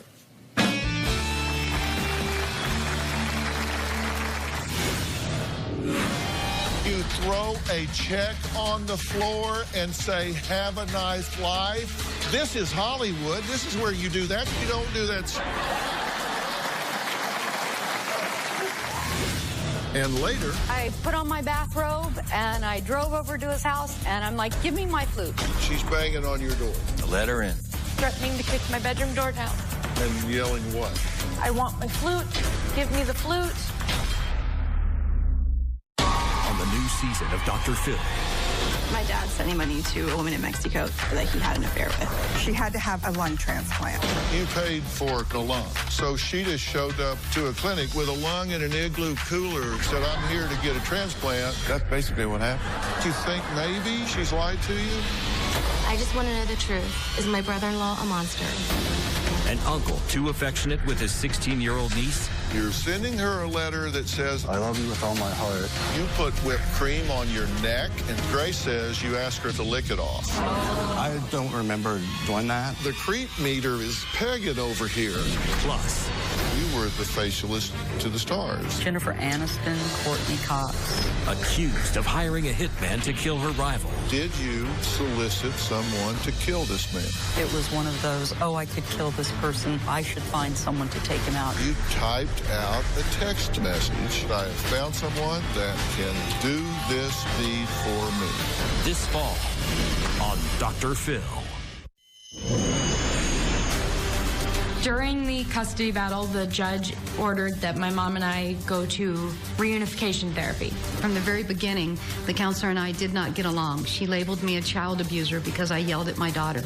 We had one joint session. My mother broke down emotionally, got on her hands and knees, and started begging me to tell her what she did that was so evil. The therapist tried to intervene. My mother got up, threw the check in the therapist's face, told me to have a nice life, and stormed off. That was our reunification therapy.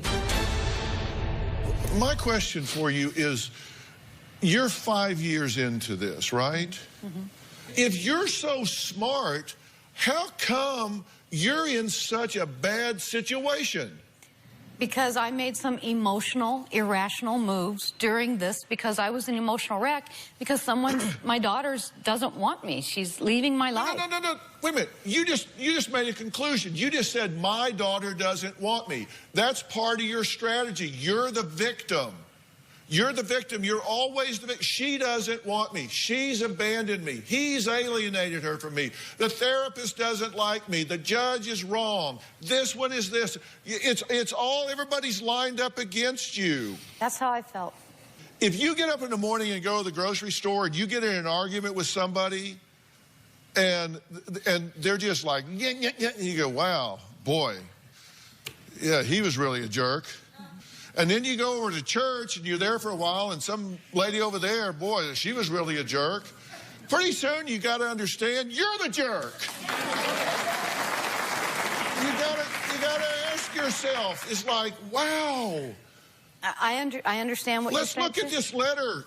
After several efforts to reunify mother and child, this clinician indefinitely suspended reunification services due to mother's behavior in a conjoint session. That means with daughter.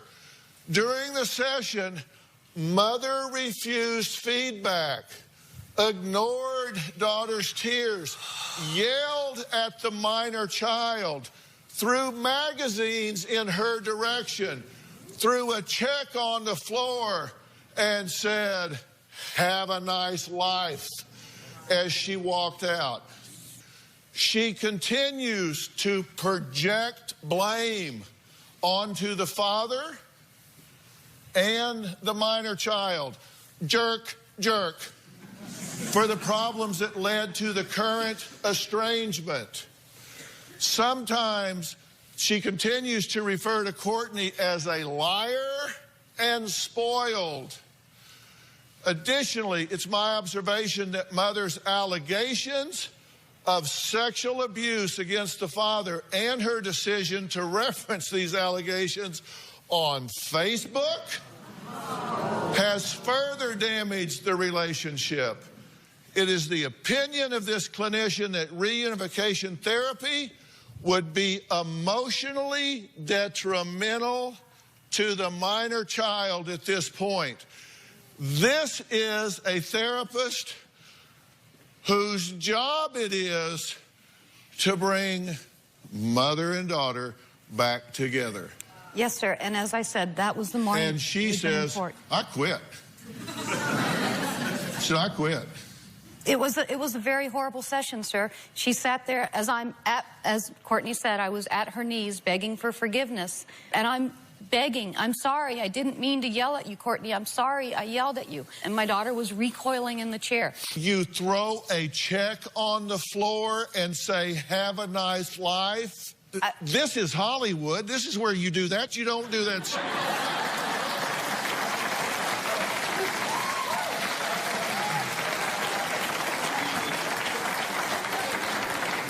There comes a point when you've been beat up enough that you just are, I'm done. I didn't want to fight anymore. The other therapist, you threatened to sue them. No, I did not. I said, you know, I'm Courtney's mother. She's underage. We still have joint physical and legal custody.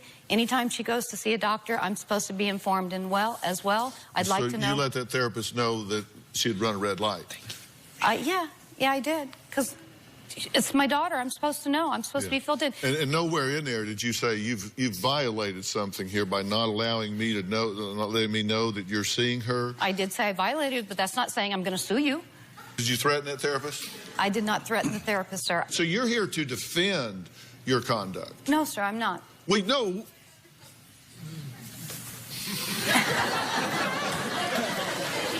No, I mean... You're not here to defend your conduct.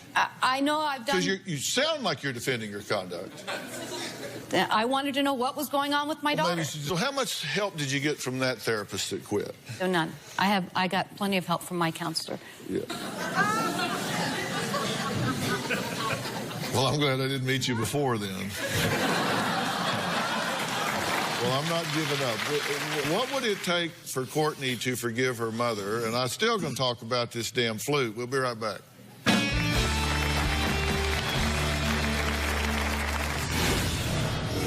What was she saying? I want my flute. Give me the flute. That's my grandfather's flute. I want the flute. I'm going to break the bad word door down. Closed captioning provided by... It's back to school time. You think your car smells fine, but your passengers smell this. Eliminate odors you've gone nose blind to for up to 30 days with the Febreze Car Vent Clip. Break out the Febreze and breathe happy. Arm & Hammer combines strength and beauty for true radiance. So for my radiant smile, I use new Truly Radiant Rejuvenating Toothpaste. In just 5 days, it cleans, whitens, repairs, and strengthens enamel with a twist of mint. Be radiant with new Truly Radiant.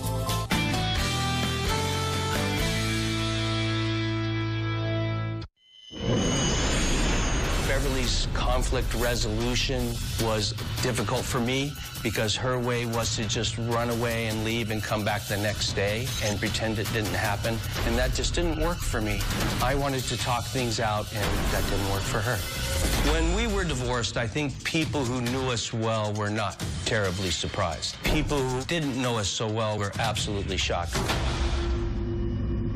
Beverly says she is desperate to have a relationship with her daughter again, but Courtney says Beverly needs to admit how outrageous her behavior has been, including sending a photographer to stalk her at a high school sports game, storming out of therapy, and allegedly stealing an ambulance. Did you steal an ambulance? No, sir.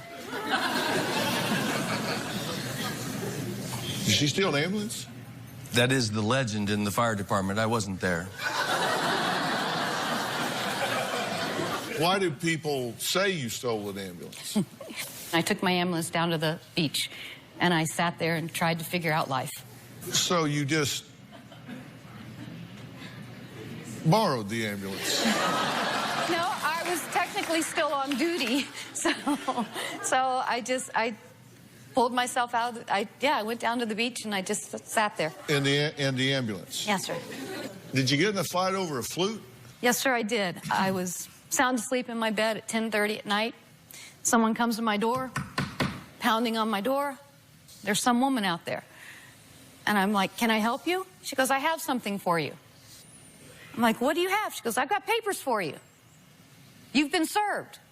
My husband was filing for full custody. Okay, so that upsets you. Yes. So I put on my bathrobe and I drove over to his house and I'm like, what in the world are you doing? What are you doing here? Why are you doing this? And he's telling me I should have done this a long time ago. And he's going on, and I'm like, give me my flute. My flute was my My flute was given to me by my grandfather when I was 15 years old. She's at your door, right? Oh, yeah, we heard the car come to a screeching halt. And she's banging on your door. Let her in. You let Rather her than make a scene in the neighborhood or call 911, I let her in.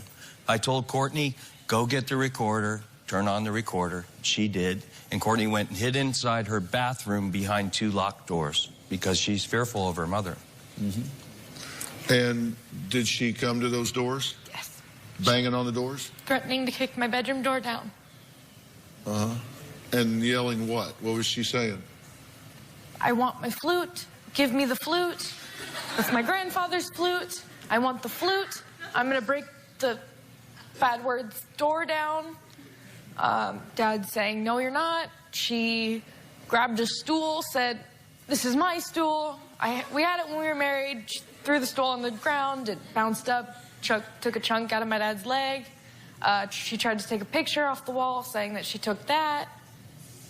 Then give me my flute. I want the flute. My dad got her to calm down enough so that she would go out to the kitchen. He came back, told me to give him the flute. I gave him the flute. She left. Can I finish explaining about the flute, sir? I think I'm pretty caught up on the flute.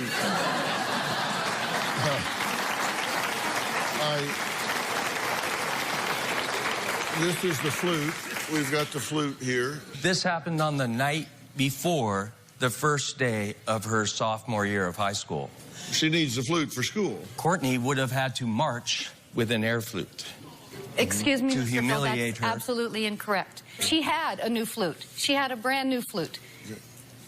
So she would not be air fluting. Beverly asked for my help to repair her relationship with Courtney, and I've got some very specific advice that I think she needs to hear, that I think everybody needs to hear when we come back. And trust me, I am going to put some very specific verbs in my sentences. We'll be right back. Monday on an all-new Dr. Phil. Is her Nigerian husband deceiving her? I see Mom being James's cash cow. James, did you refer to Deanna as an ATM? I don't call my wife an ATM. That's Monday.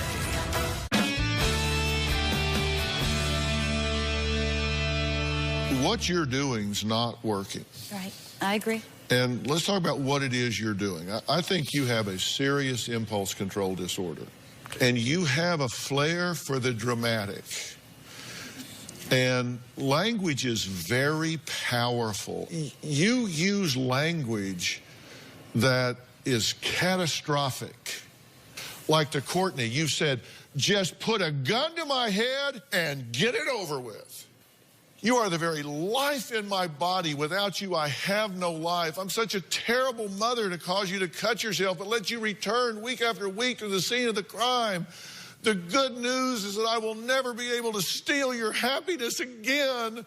I will always love you more than you will ever know, even though you, the one person who I never thought would abandon me, did. I mean, my God, you're like a soap opera on repeat. This is how you talk to yourself. It's how you talk to yourself, and language is very powerful. And when you use that language, there's no other way to feel than just so put upon and so burdened. To Christopher, I've not said an angry word to her since our argument about her messes. Why don't you just take the gun and put it to the head and blow my brains out? So you're going to have stereo guns to your head because you want them both to blow your brains out. You're allowing her to lie. You're feeding her fire. Do you see what I'm saying? I do see what you're saying, sir. My emotions were completely out of control because my whole world had just been ripped apart. No, your whole world hadn't been ripped apart because you and I are on the same world. And if it had been ripped apart, I would have fallen off the globe. It hasn't been ripped apart. Your world hasn't been ripped apart. You have been inconvenienced about things that matter. The most important thing in your life is that your daughter is healthy and happy. What's this? Okay? What you should thank God for every morning is that she is healthy, that she's beautiful and articulate and bright. Your daughter is sitting right here and she says, I want my mother in my life. If you will just calm down and get yourself under control and realize you don't have to be the victim all the time. That's fine, sir, and I want Let me tell you a problem. You started talking the split second I stopped. And what I know is that you had to be thinking of what you were going to say while I was talking, because you're not smart enough to be thinking that fast to formulate your answer in the 10th of a second between when I stopped and you started, which means you weren't listening to me. You were thinking what you were going to say. I was listening to you. There you go. No, sir. No, I'm listening to you.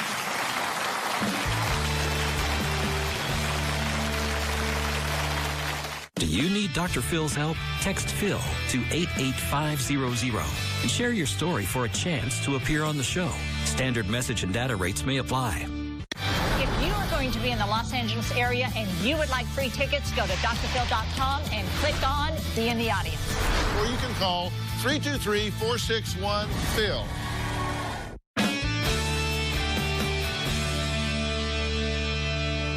Unless you really get some help, and unless you really recognize that you have to inspire rather than dictate a relationship with your daughter, she's not going to want to have a relationship with you. But you can have what you want. Let me tell you, if you will just do some things that I'm telling you here, this situation can be a great deal better in a very short period of time. That's what I would like. It really, really can. She is going to have to learn to trust you again, and it's going to be a day at a time. It's not going to be a success-only journey. But you need to recognize that she's an adult. I do. And if you're going to have a relationship, it's going to be because she wants to. And we want to be around people that, when we've been around them, we feel better about who we are. I promise you, I like to be around people that when I'm finished being around them, I feel better about myself. I don't like to be around people that when I finish being around them, I feel worse about myself. That's a pretty simple equation. And, you know, we all know people that when they come in the room, it feels like somebody left. And they just suck the energy out of the room. Yes, sir, I do know people like that. And we're around people that when they're around, we just go, oh my God. I'll bet you can be a lot of fun. I can be. Yes, sir, I can be. If they don't have to live with you or no, seriously. Dr. Phil, I make big messes in my house. I make outrageous messes in my house. But when I'm done, I pick them up. Yeah. You know? Yeah, I don't care. Okay, I know. I don't care what you do with them. What I care is what you do with your daughter, because I want you to have what you want. This is a wonderful young lady here. I know she is. I want you to have a relationship with her, but to do that, you need some help to calm yourself down and recognize that this is her option and you need to earn it, and just as she does with you. And are you seeing a therapist now? Currently, no. Are you willing to? Yes, sir. I'm willing to arrange that for you. Okay. And I'm going to pick them. Okay. That's fine.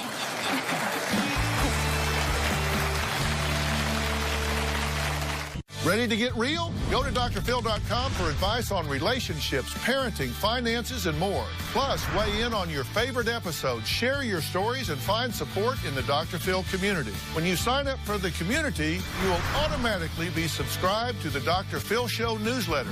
Log on to drphil.com today. We're going to take a little turn and meet a mother-daughter who actually get along great. The only thing they're battling is father time. Take a look. I started feeling overwhelmed with the signs of aging about 7 years ago. When I look at my face in the mirror, I see the crow's feet. I wish I would have not laid in the sun so much because I've ruined my skin. I do this a lot, so I'm noticing that I'm starting to gain lines in there. I want to make sure that I have that opportunity to stop it before I'm feeling like she does. Every day I wash my face, my skin starts looking flaky and dull.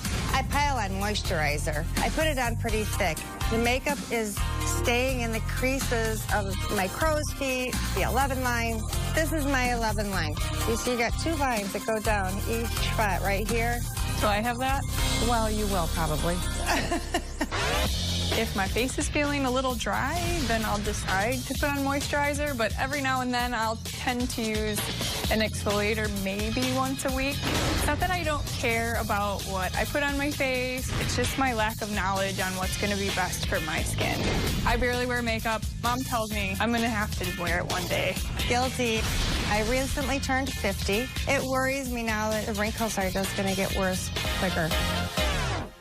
So we decided to send beauty expert Jamie Krell to pay this pair a visit. Let's see what she had to say. I understand that each of you have major concerns about anti-aging, specifically fine lines and wrinkles. Is that true? That's correct. I'm starting to notice wrinkles on my forehead. Ultimately, I want to make sure that these aren't going to be a concern. There are really easy, simple things that you can do where your skin will really benefit from these ideas and tips I'm going to share with you today. So the 3 major categories are sun protection, diet, and skincare. In terms of sun exposure, do you sit out in the sun? Do you go to the tanning beds? I worked at a tanning salon for a few years, and I would tan probably 3 to 4 times a week. A week? A week. I'm going to try to block that from my mind, but that is awful. Sun exposure is the #1 cause of premature aging. Protect yourself when you are out in the sun. Sunscreen, hat, and sunglasses are always a must. Okay, now tell me about you, kiddo. If I do go out in the sun, I do put on sunscreen, but I try to avoid it if at all possible. That's why your skin looks so beautiful, and we want to keep it that way. So today I'm going to share with you even more tips and information to keep your skin looking and feeling its very best. So tell me a little bit about how your diet is. Well, sometimes I take a vitamin, and then, I usually try to eat right. A multivitamin is great, but studies have shown that it's actually more beneficial to get those vitamins from the whole foods and fruits and vegetables themselves. So my first suggestion is to eat a diet that is high in antioxidants. Blueberries really pack some of the biggest punch when it comes to antioxidants. A great source of vitamin A comes from carrots or sweet potatoes. Vitamin C and E come from kale, dark grapes, strawberries. So these are things that you should be noshing on, and it can actually help reverse some of that damage that you see today. I try to encourage people to stick to the outer perimeter of the supermarket because that's where the fresh fruits and veggies and whole foods are. These are easy, effective ideas, and you'll nourish the cells in your body from within, and as a result, your skin will glow. Now let's talk about your skincare routine. Well, typically, I use bar soap. I notice that I have some dry, flaky, irritated skin. Well, some soaps can strip essential moisture from the skin and really throw off your pH balance. So that's what could be causing the dryness and the irritation. Something else that bothers me is the makeup settles into the lines in my forehead, the crow's feet, around my face. I definitely don't want to have that problem. I'm not great about wearing makeup now, but eventually that's something that I'm going to have to do. For you, Jodine, I would recommend something that is brand new and just launched. It's from Boots No. 7. It's called their Restore and Renew Day and Night Serum. It's really easy to use every morning and every evening right after cleansing, and you will see that this targets and tackles all of your anti-aging concerns. So it's going to put the moisture back into your skin, and this is clinically proven to actually deliver those anti-aging benefits specifically targeted towards mature skin. So I want you to take this. Great. Start using it immediately. Thank you. Okay, now for you, Jen, I want to give you one of my personal favorites. It's from Boots number 7. It's called the Protect and Perfect Intense Advanced Serum. When this product launched over in the UK, it became the fastest selling anti-aging serum. They actually were selling one every 10 seconds. Wow. It's clinically proven to take care and reduce the appearance of those lines and wrinkles in just 4 weeks. So I want to give you this. Start using it right away. I want to let you ladies know you can go and get these right at Target, and they're less than $30. I want you both to be able to start on this path to clear, amazing, beautiful skin. So Boots number 7 wants to give you each a 1-year supply. So you can start today. That's awesome. The results will only get better over time, and you will have the best skin ever. And so you can also try it for yourself. Everyone in the audience is going home with both Boots serums today. All right? I want to thank all of my guests today. Now, if you've been estranged from a loved one, do you find yourself the black sheep of the family? Have you ever thought to yourself, you know, Dr. Phil just might be my only answer? If so, write to me. Send me an email. I want to hear from you. You can reach us at drphil.com. Thanks for being here. We'll see you next time.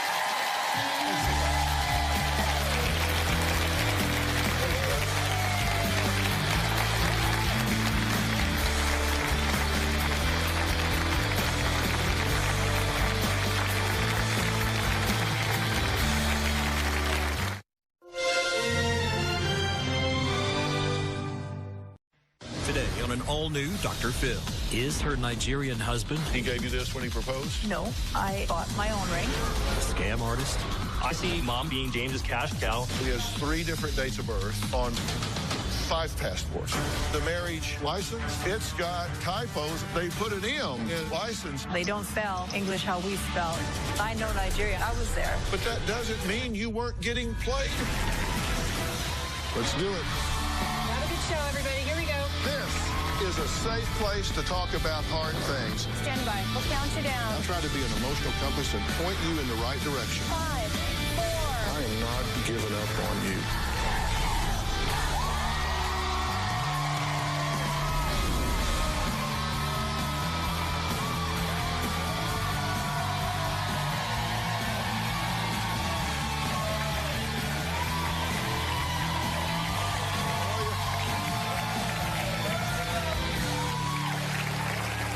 The word catfish has become quite the buzzword. We've heard so many heartbreaking stories right here on this show, and their sagas are often similar. They find the love of their life online. He is usually some handsome man whose picture has been stolen from some unsuspecting stranger. The romance starts with poorly written romantic letters sent to these love-starved women, and then bam! Hundreds, sometimes thousands, or even hundreds of thousands of dollars will be mailed all over the world to these men for very dramatic reasons. Shipwrecks, pirate attacks, disease, surgery, arrest. I mean, these boyfriends need money stat. But what if, just what if, now listen carefully, instead of falling in love through a computer screen, you fell in love face to face. Jordan says that his mom, Deanna, did just that. And he suspects that she's spending the family inheritance money on this Nigerian nightmare. Now, Mom Deanna says none of what I just described applies to her husband. She says the only thing that she has spent money on is the hundreds of thousands of dollars in travel expenses, entertainment, and legal fees trying to get her beloved husband, James, from Nigeria into her home. Take a look. I met James in 2008 when I was on a family vacation in Malaysia. We spent a significant amount of time together.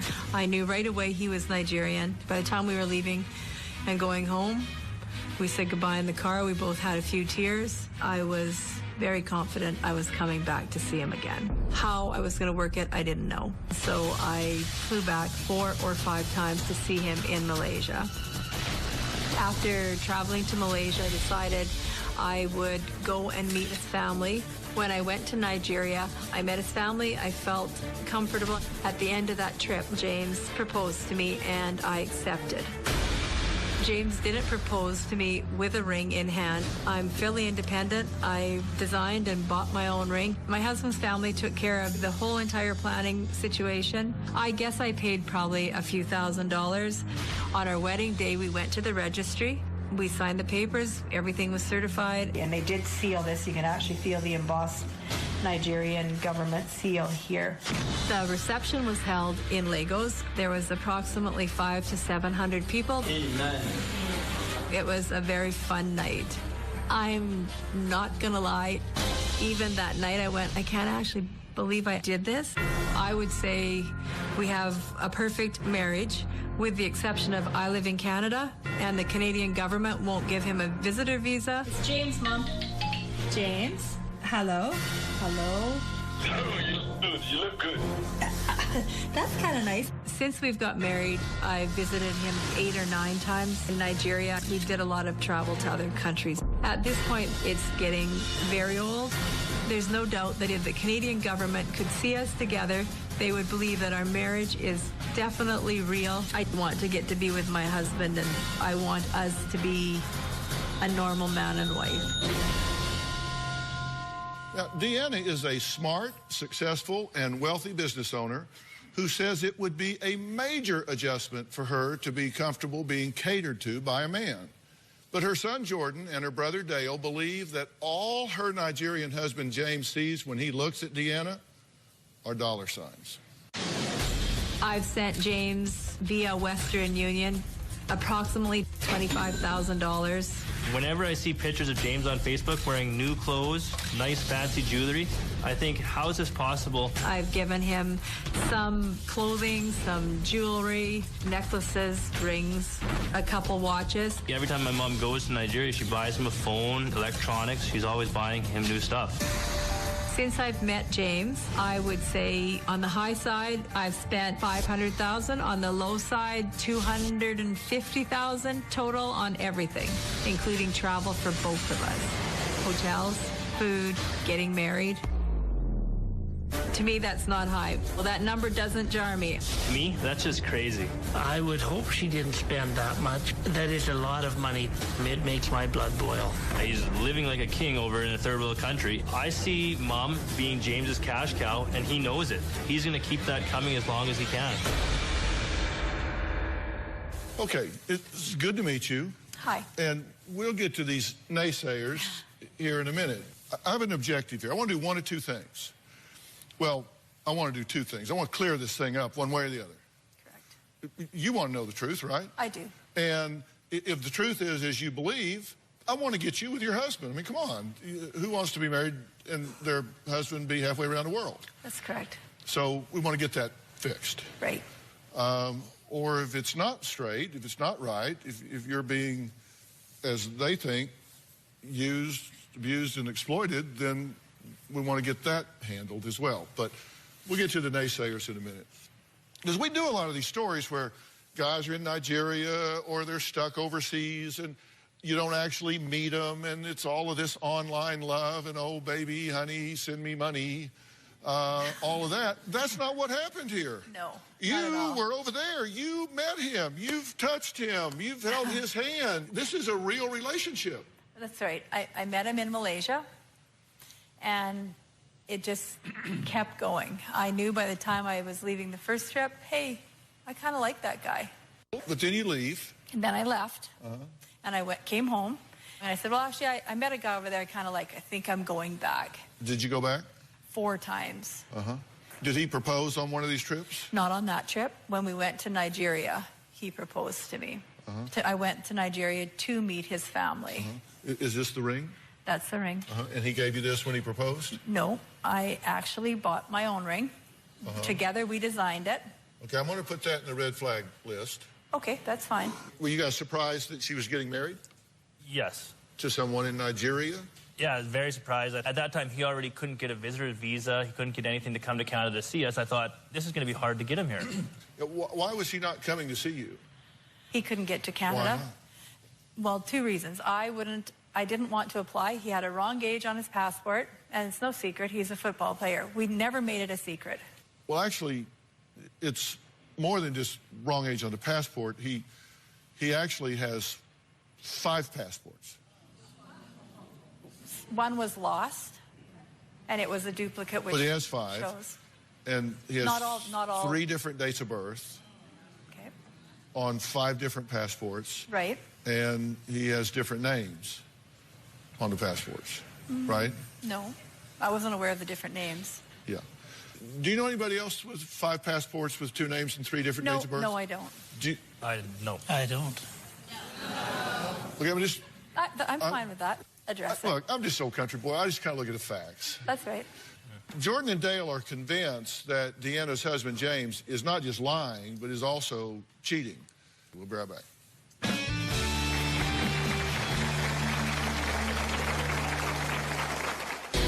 I believe that James is a fraud. James is a scammer. The Canadian government won't let him in. They just say, no, you're not welcome in the country. What does the Canadian government know about James that we don't know? Tomorrow on an all-new Dr. Phil. Richard is posting sexual content of other women. Creepy dad? You're putting sex and women before anything. Or midlife crisis? He bought a golf cart, 2 cars, a jet ski, 3 TVs. Did you wind up in debt? $500,000 when we went bankrupt. That did include the house, so don't... Are you excusing this situation? No. You're backpedaling? No, not backpedaling. The hell you're not. That's tomorrow. If James is the scammer that Dale or Jordan think he possibly could be, he would be here in Canada right now, scamming me out of far more than a trip here or a meal there. He would come here for way bigger dollars. Well, Deanna's been married for 6 years. This isn't like 2-week deal. She's been married for 6 years to a man who lives in Nigeria. She says he is the man of her dreams, but her son Jordan and her brother Dale have a very different take on this fairy tale romance. I have no relationship with James other than we're Facebook friends. Everything I know about James comes from my mom. I don't believe anything my mom tells me about him. My mom tells me he's a professional soccer player. It's funny, I've researched him. I found nothing. There's no team photos. There's no individual photos. There's nothing on him playing soccer. I believe that James is a fraud. When my mom told James that she could no longer send him money through Western Union, he went to Facebook and said his ATM was broken. Why is he calling my mom an ATM? I also saw on Facebook where James said, I have a new young wife and a son. Mom says most likely his Facebook just got hacked. I've had Facebook for 7 years and I've never been hacked. I believe that James is living a whole other life in Nigeria. She'll believe anything she can so she doesn't have to say it's a scam. He's had 2 passports with different ages, and somebody wrote down that he was a doctor. The Canadian government won't let him in. They just say, no, you're not welcome in the country. What does the Canadian government know about James that we don't know? These are all massive red flags that prove to me that James is a scammer. Okay, what makes you think he's a scammer? I think he's a scammer. Mainly, he has never been able to come to Canada. Is a huge red flag for me. The fact that when my mom wasn't sending him money, then all of a sudden he goes on Facebook or social media sites, says ATM's broken. Calling my mom an ATM for sure is one massive red flag. The fact that my mom says he's a soccer player, and I can't find him anywhere. Dale, what concerns you? What concerns me? What makes you think he's a scammer? I feel he's a scammer because of the things that we found on Facebook. Your husband's 39? He's 39. And this is his picture. He's 39? Yeah, he's a black guy. Black guys look young. Have you looked at his dad? He's aging well. I mean, doesn't he think he looks young? Actually, when I see him in person, no, he doesn't look that young now. I don't look the same as I looked 7 years ago. You look pretty good. I work hard at it. Well, on these Facebook posts that they're talking about, James refers to you, they say, as his ATM. That's not my husband's type of writing. His grammar is not at all ever like that. Baby, I'm very, very sad. Friend, why are you sad? James, I need money. My ATM is not giving me money. Friend, Which ATM is that? My wife. I actually saw it myself even on there. You don't think... It didn't sound at all like his writing. What an odd person to hack, and what an odd thing to say about that. And then he refers to, this hacker, I guess, refers to James' new wife, missing my wife. He originally said my old wife, and said, old wife, you have a new one? He comments, yes, with a baby boy. I love my baby. That's actually, that picture there, I could be wrong, but you can probably verify it. I believe that picture there was taken at my husband's auntie's house, so it should be very easy to verify. I would be more concerned. Yeah, like who's the girl that about that? I mean, who's he commenting on? Let's ask him. Did the hacker go put that woman in there and take her picture? No, I believe that actually might be even one of his cousins. That would be very interesting to find out and ask. And if you don't mind, I'm not trying to be stupid sounding. Did you ask him? I might have way back then. I'm not the least bit naive. I'm not the least bit insecure. I'm very confident in what I do and in who I am. I'm curious, do you have any concerns at all of the legitimacy or motivation of this relationship that you've invested so much money in? Myself personally, yeah. I have none. I have actually zero. I totally do believe my husband. Deanna says James is the love of her life, but Jordan and Dale believe that all James may be in love with is her money. We're going to finally hear from James after the break.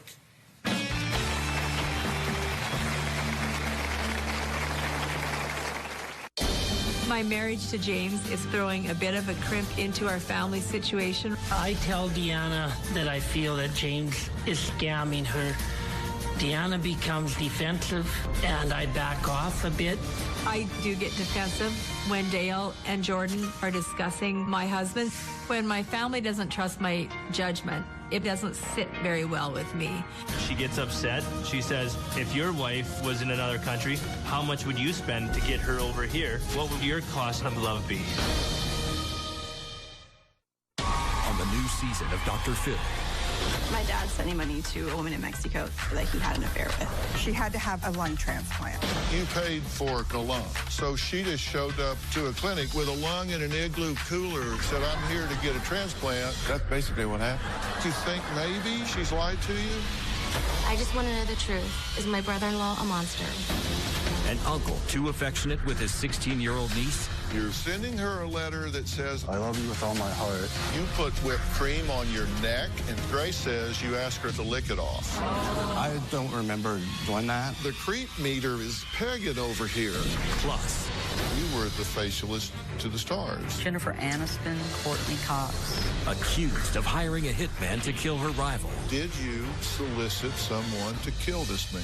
It was one of those, oh, I could kill this person. I should find someone to take him out. You typed out a text message. I have found someone that can do this deed for me. This fall on Dr. Phil.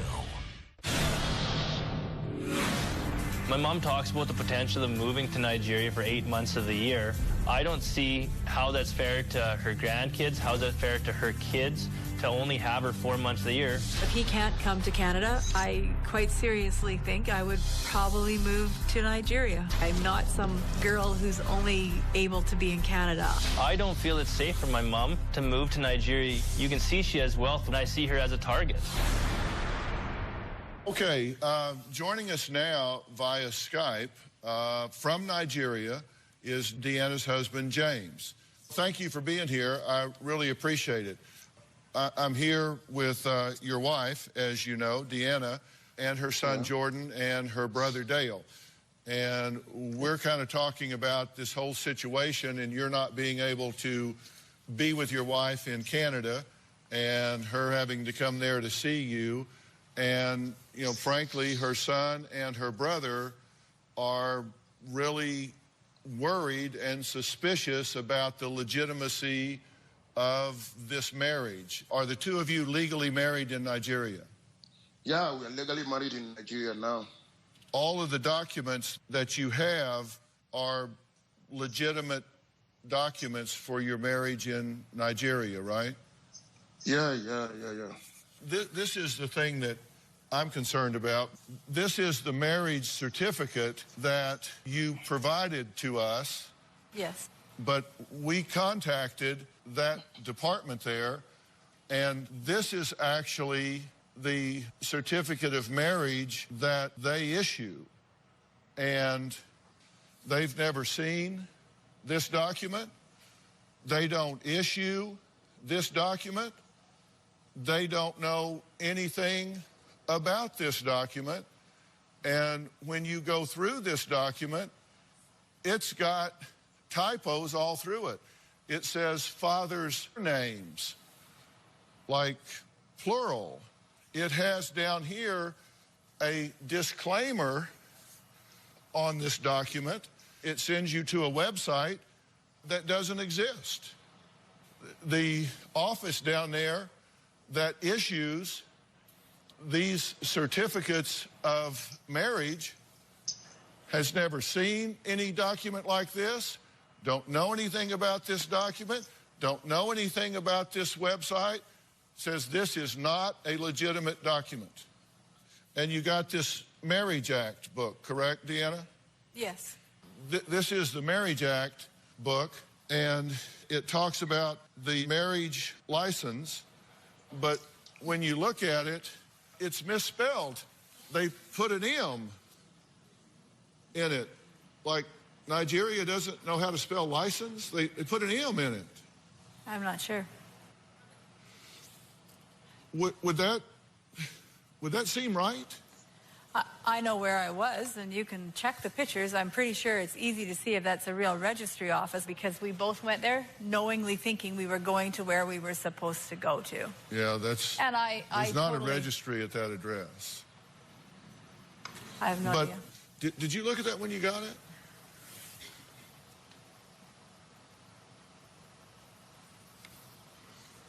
I mean, I would have looked at it that much. Like, yeah. I don't study. Well, if you look inside, if you open it, you were talking about it has a raised seal on it? Correct. Registrar seal. And this says registrar's seal. They didn't type it in right. Actually, I know, whatever. I know you're finding this hard to believe. I'll let him justify it, because I know Nigeria. I know how they spell. They don't spell English how we spell. It's not how we write. Would they misspell registrar? Our government wouldn't, but would Nigeria? Possibly, yes. Hello? Yes, James, we're here. We're just finding it odd that there are blatant errors in the way these things are typed up. And when we've checked with the Nigerian government and asked, is this correct? They've just said, no, of course not. Yeah, there are also citations in here of the Marriage Act, which comes from the Constitution, and it's not what the Constitution says. There are differences between what it says in here. They've typed it wrong in here from what it says in the Constitution under Section 27 and Section 11 of the Constitution. And then back here, there are 3 phone numbers that you can call if you have questions. Correct. And a website that you can go to get information. Correct. The 3 phone numbers are dead. That's not abnormal for Nigeria. The website doesn't work. And that's not abnormal. I'm not making excuses. It's not abnormal. And the website they send you to the email here for the government is an address at yahoo.com. I'm not going to lie, I didn't read it. I guess I went in naive in the fact that I trusted my husband, his family was there, our friends were all there, I traveled with him, everything happened. When I did travel with him, I've never felt scared. He's had ample access to hold me hostage. Okay, well, I'm not suggesting he wants to hold you hostage, but I'll tell you what, let's take a break. We'll be right back.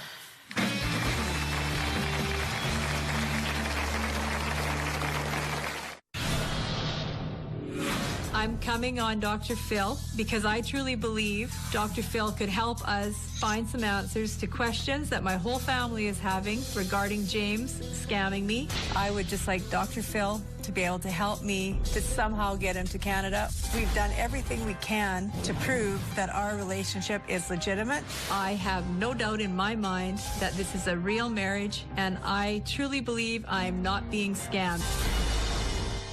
You were saying that in coming here, you're hoping to get some clarity and hoping that I can help with this. And let me tell you, if I can be convinced that this is a legitimate situation, then I would do anything I could.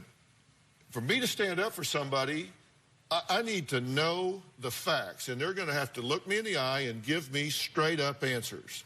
And I'm a football player, so I've got 5 passports with 3 dates of birth and 2 names on it. Is not a straight-up answer. And saying, they just type funny in Nigeria on this and coming up with a marriage certificate. I know you were there, but that doesn't mean you weren't getting played while you were there. It doesn't mean you were, but it doesn't mean you weren't. I'm not being close-minded. You may have a completely legitimate relationship here, and if you do, I am your best friend. I agree. And if you don't, I'm your best friend. I agree. I agree. Okay? If you're getting scammed, you want to be my friend, because you want to be my best friend.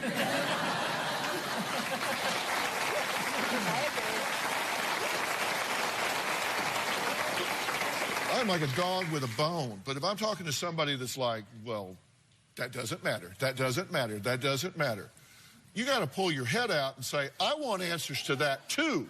I do want I want answers to that too. You are in possession of what I believe to be a fabricated document germane to your marriage. If that doesn't give you pause, there's something wrong with your logic. Okay, and I'm good with that. I want to find out. Okay, That's why I'm here. Just so we're connected here, eye contact. Right. I agree with you. 100. Okay. I'm good with that. Okay. That's all I'm saying. Yep. That doesn't mean you're not married. Doesn't mean he's not a real deal. But I'm telling you, if I were you and I was shipping off a lot of money or spending a lot of money to go see somebody, I would want to know why I was in possession of what appears to be a bogus document full of typos, wrong letters, wrong spellings, and dead websites supposedly issued by a government whose ambassador says, I'd want to know about that. That's correct. You've paid some medical expenses, right? I have. We have a letter from the doctor, right? Family Health Hospital report. Correct. Did some excerpts. Chest was clinically stress up. Now, I don't just play a doctor on TV.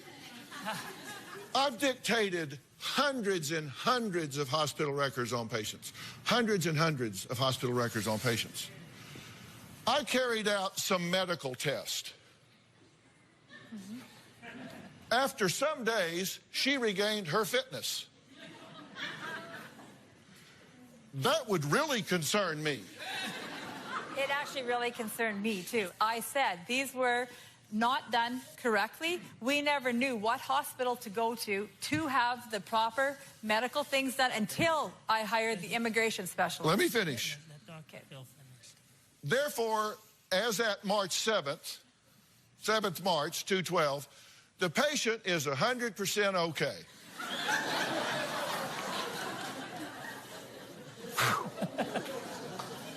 Glad we've cleared that up. Patient will be coming to the hospital for checkup and receive treatment till, not until, but till, he is 100% all right. Thank God he's 100% okay, and we're going to treat him till he's 100% all right. I don't know, call me old-fashioned, but generally when you dictate a medical record, they require a bit more specificity than some medical test and 100% okay. Now, I'm sorry, that was not dictated by a physician. And I agree. So you are now in possession of what appears to be a bogus medical record. I think I You actually can put have that in the about 4 of stack those in with there. your bogus marriage record. I went there, I took the actual copy of the paper, I took exactly how much money they needed to be paid. We went to the proper place. There's only a few of them in Lagos. We went to the proper doctor's office. We got the report. We don't even see the report. The report gets sent directly to London. All we get is a receipt from them, and that's what we get. Do you have a copy of the proper ones we've had? No, because the government is keeping them. But he asked for money because he was sick. Only one time did my husband say he needed a little money when he had malaria. He did have malaria. James, who is the woman in the picture behind the car on your Facebook page? I don't know. Are you married to another woman with whom you have a child? Tomorrow on an all-new Dr. Phil, his buying spree. A golf cart, 2 cars, 3 TVs. Bankrupted them. That did include the house, so don't... You're backpedaling. No, not backpedaling. The hell you're not. That's tomorrow.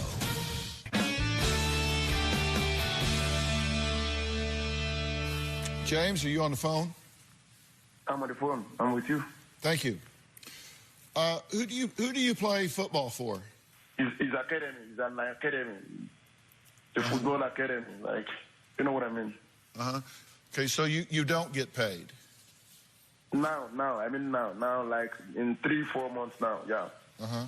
I play with the academy now, so I don't get paid. Are you married to another woman with whom you have a child? No, I'm not married at all in Nigeria. Are you married to another woman anywhere?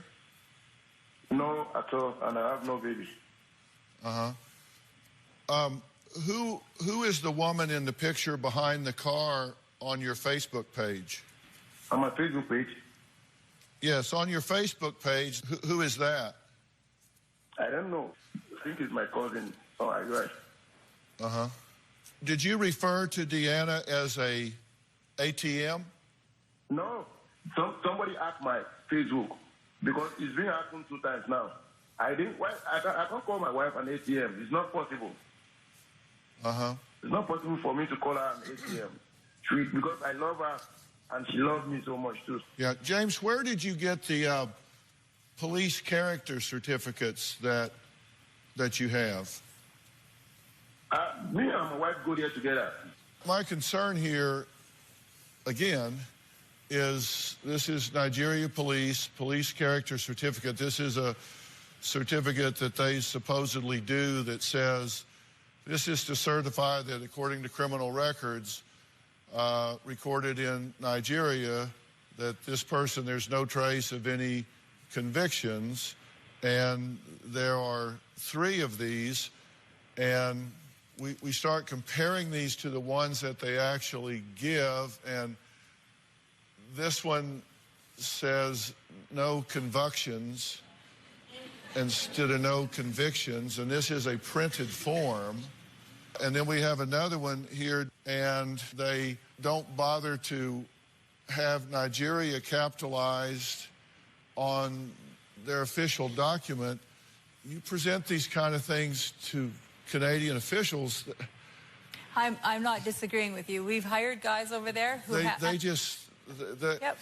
I can explain a little. I've been there myself in person when one of these were done, not at the police station, where we've hired a guy. This is true, and this is why I'm not sticking up for my husband. He's a little naive. Sorry, I'm not being rude, but he's a little naive. So was I. I'm no longer naive. When these reports were done, one time, and I remember this distinctively, a guy came on a bike, picked up his identification, his stuff, went to the police shop, came, and we went and did our own thing, having fun in Nigeria as much as you can have, and he brought us back the report. And I said to my husband at that time, this isn't what the Canadian government wants. The Canadian government needs an actual report similar to what we would get here. Only I've been stopped by the police at gunpoint numerous times when I'm with my husband. My husband will get out and say, what are you doing? She's my wife. She's allowed to be here. They'll literally take my purse, search me right in the middle of the road, make sure I'm willingly there. You name it, I saw it happen. I've been there enough trips. In Canada, would that happen? A cop would never pull you out of the vehicle and say, here, we want to check you. Not with a gun pulled. Come on. It's not Canada. These documents, because we were naive and stupid back then, I'm not going to lie. It's crazy, and the story sounds ridiculous. We have learned since then. But these aren't legitimate documents. The one that police have now is legitimate with fingerprints. But it's convictions, and they don't capitalize the name of the country. I never read them. Call me dumb, call me stupid. I'm not kidding, I'm busy. You flew us here at the drop of a hat. I had to quit work. I don't want to call you dumb or stupid, but I want you to listen to the fact that you are being given documents that have been fabricated. My husband's about as smart as me in that area, and I don't mean to be silly. Isn't it time to get smarter about this? We are smarter. We have done the right stuff. That's why I hired an immigration specialist to say, look I have a company. I'm a busy, busy person. I need help here. Well, you're getting help here. And that's what I want. I'm giving you useful information. Where does Deanna see her marriage going now? I'll ask her and talk to these guys that love her for sure when we come back. Do you need Dr. Phil's help? Text Phil to 88500 and share your story for a chance to appear on the show. Standard message and data rates may apply.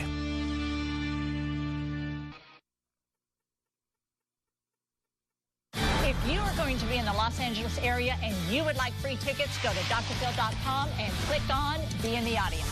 Or you can call 323-461-PHIL.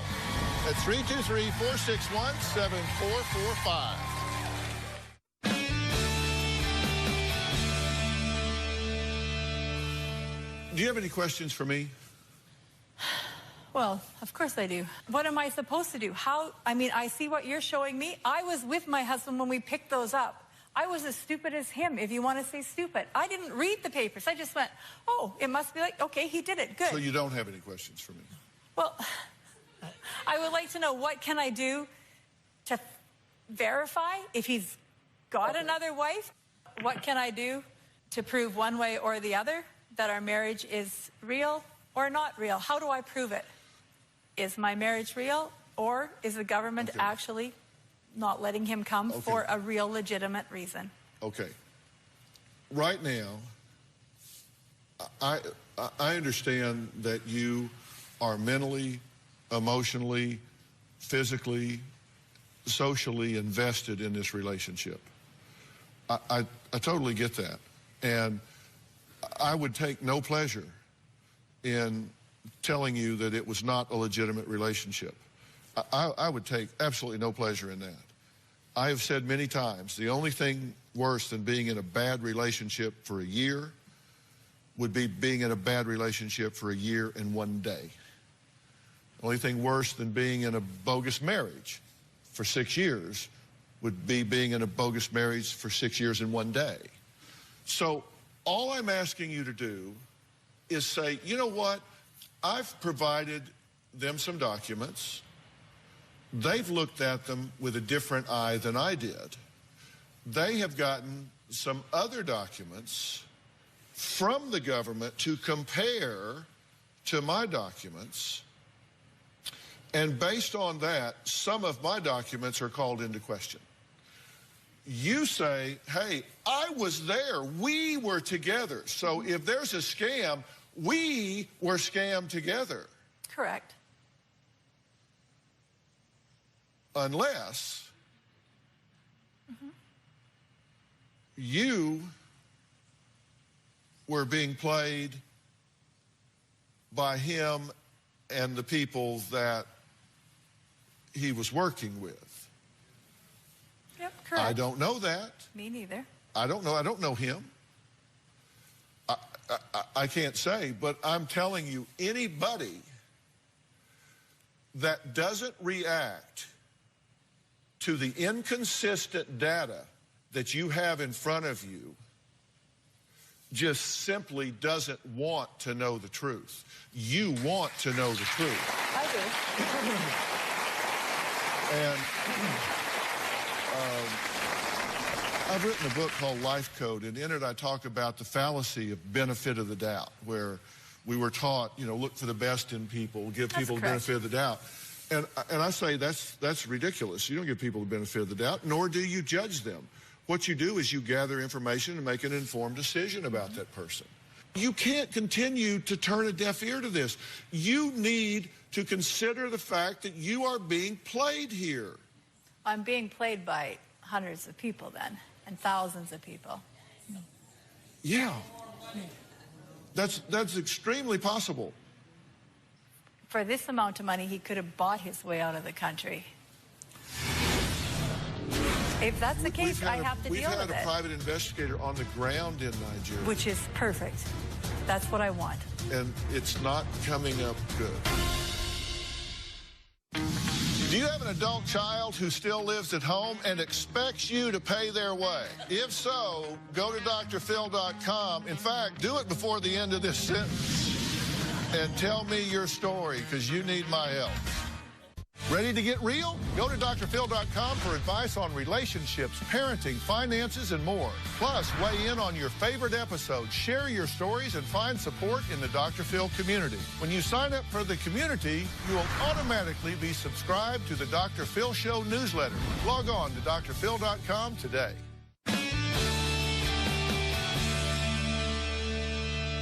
Do you recognize that you may have bogus passports in the mix here? I know I have passports in the mixture. Okay. Do you recognize that you may have bogus hospital records? That I also know. Do you realize that you may have bogus marriage documents in the mix here? That paper? Possibly. Okay. So the fact that there are bogus documents swirling around this. Well, as long as somebody can prove it, I'm great with it. Like, if that's the case, I have to deal with it. We've had a private investigator on the ground in Nigeria. Which is perfect. That's what I want. And it's not coming up good. And that's fine. I'm good with that. I need to see that. And I'm not going to lie. I'll take it good. And I haven't presented it to you because at this point it's not verified. I want to see the proof. There's no way to show me. You're getting what you asked for if you don't hear what I'm telling you. I'm listening.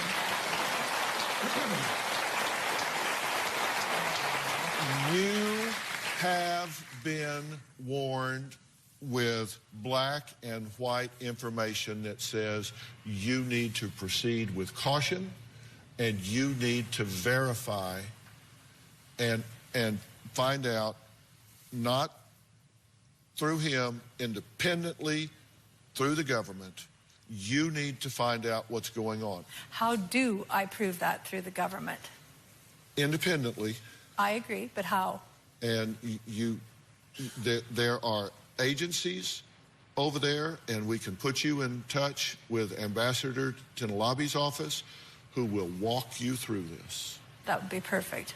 They have nothing more than an interest in protecting the Nigerian reputation and making sure that people understand there is an accountable, responsible government in place that is interested in making sure people get a fair treatment. Correct. On Nigerian soil. And I'm good with that. And we will make that introduction and make that happen for you. Perfect. Thank you. Okay. Have I made a fair presentation here? I just hope that she doesn't go over there until we do have results again. I don't want her to be putting her life. This can start immediately. Nice. Thank you. Okay. Thank you. Fair enough? Yeah, thank you very much. Fair enough? Yep. Okay. Special thanks to all of my guests today. If you have a story that has you saying, Dr. Phil, I need you to listen to me, and I will listen. I want to hear about it. Log on to drphil.com. Tell me where you need help. I mentioned my book, Life Code, to Deanna. You guys have been great today. Everybody in the audience is going home with a copy. We'll see you next time.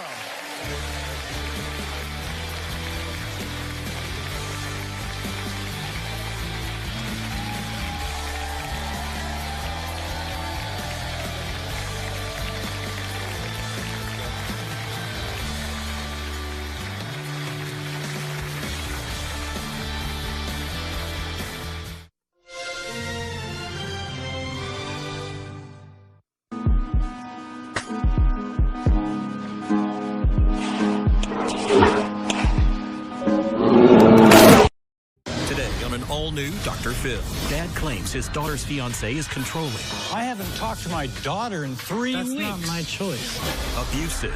She told me about the hitting and the biting. You personally saw the bite marks on her arm. And to make matters worse, she said he had choked her. I never said that he strangled me. She's defending him. He got punched in the arm, thrown into the refrigerator. Because I did deserve it. Let's do it. Have a good show, everybody. Here we go. This is a safe place to talk about hard things. Stand by. We'll count you down. I try to be an emotional compass and point you in the right direction. 5, 4. I am not giving up on you.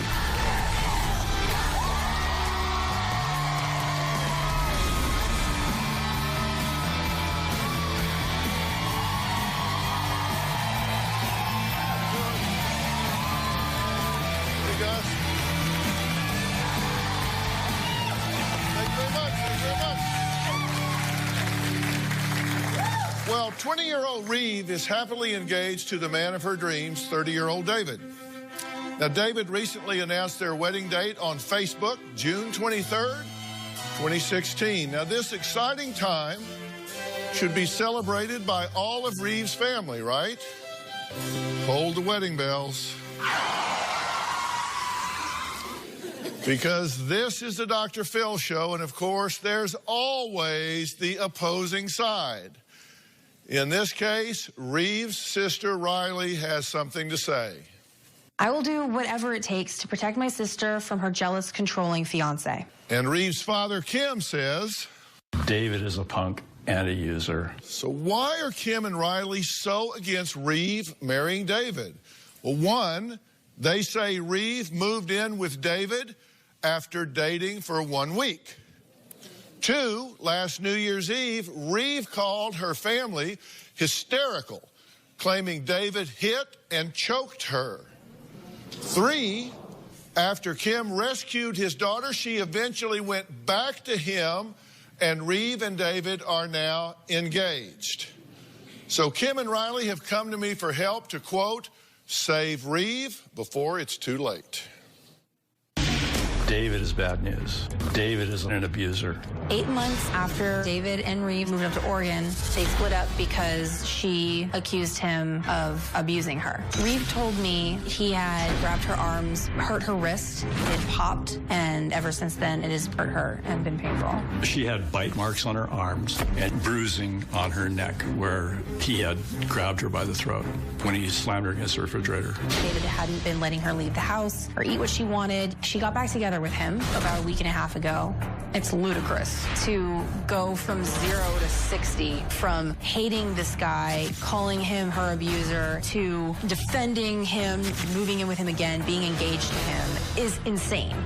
I think she is naive and being brainwashed. Reeve told me that she lied about the abuse. I don't believe that she was lying. It was obvious to me that this was not something she was making up. I heard from several people that he had a reputation of abuse. I'm very afraid that David will hurt her again. Okay, do you two have any doubt at all that he has abused Reeve? Do you have any doubt at all? I have no doubt at all. So let's go to the night this happened. You get this phone call, and she's hysterical. She's in trouble, right? Yeah, she was. And what? Tell me about that. Basically what happened is we were told by her that she had been being abused by David, that he wouldn't let her leave the house when she wanted to, wouldn't let her eat what she wanted to. She was always in baggy clothes, like sweatpants and big T-shirts, because he didn't want her to be, looked at by other men. And it got to the point where he was throwing her into the fridge and biting her and punching her arms. And I called my dad and said, listen, Dad, I know you know this is what's going on, and I think you should go and get her. So you drive 6 hours to pick her up. Yes. And when you get there, was she glad to see you? Absolutely. She was. I gave her a hug, and she had told me she hasn't had a hug like that for 9 months. And I could just feel everything just drain from her. She said it's the first time she had had a truly loving hug. Yes. In 9 months. Yes. What did she tell you had happened? She told me about the physical abuse that had happened that day, the hitting and the biting. She opened her jacket up and showed me where he had bit her on the arm, and I saw the bruising on her neck where he had grabbed her. So you personally, with your own eyes, saw the bite marks on her arm and the marks on her neck where she said he had choked her and thrown her into the refrigerator. Okay? So there was no doubt in your mind at that point. You see the physical evidence. None at all. None at all. Okay, so she's been back with family and all for some time now. Right. Then all of a sudden, despite seeing these bruises with your own eyes, despite her telling y'all what happened, she has since recanted her story. Yes. Yep. She said it was just all a lie. Right. Because now she's engaged to marry him. Yes. So now she says she lied about being abused. She lied about being abused that night. She lied when you came and picked her up. And that it was all just nothing. She was very specific with me about exactly what she had lied about. She said that all of it was a lie except for being punched in the arm and pushed into the fridge and thrown against the wall. She said that was true and everything else was fake. So the choking and the over-control of food, clothes, and freedom were lies. The rest of it was true. That's what she says, yes. Well, we've heard Kim and Riley's side. Now it's time to hear from Reeve, who says she doesn't care what her family thinks. She and her fiance, David, are getting married no matter what. We'll meet Reeve and David when we come back.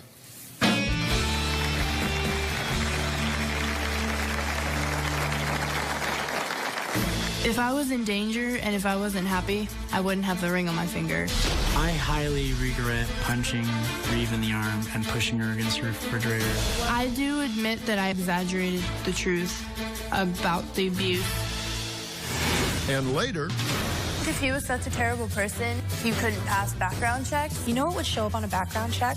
A police report filed by the person he allegedly abused, which you actually never filed. Tomorrow on an all-new Dr. Phil, a soldier dying of cancer. I'm fighting for my life right now. Is that why she married their son? I did not marry Kirk for his life insurance money. They claim she's abusive and unfaithful. You had affairs in hopes that he would leave you. I told you I did it so you break up with me. No. Yes, I did. She cheats on you. You're so judgmental. How's that judgmental? Stay out of my marriage. That's tomorrow. About a year before David and Reeve started dating, David had been messaging me on Facebook asking me if I wanted to go on a date with him. I wasn't really interested.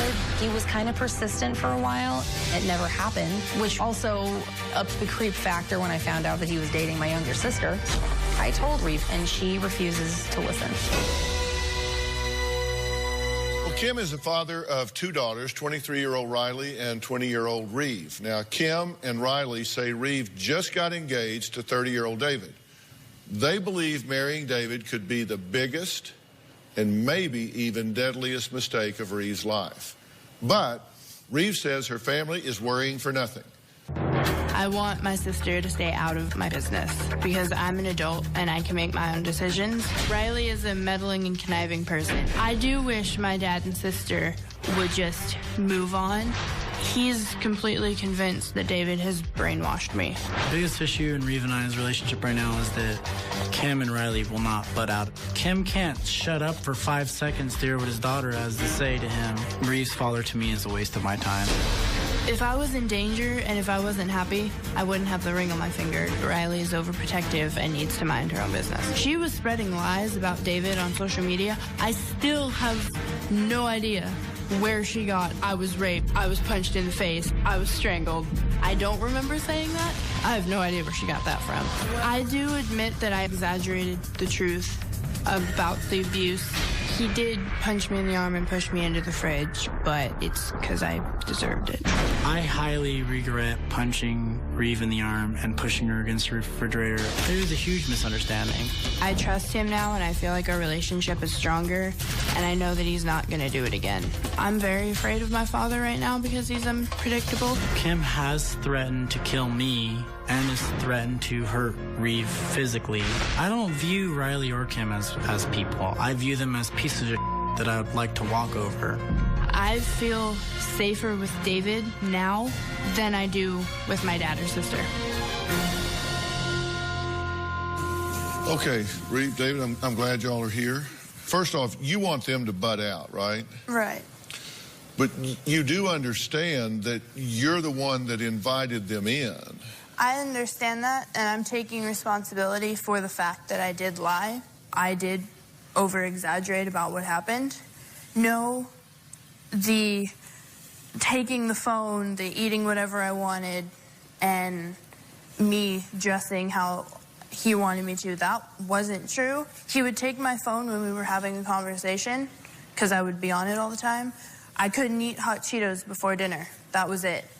And he didn't want me wearing clothes because he didn't want other guys looking at me, which I understand, but I never said that he raped me. I never said that he strangled me.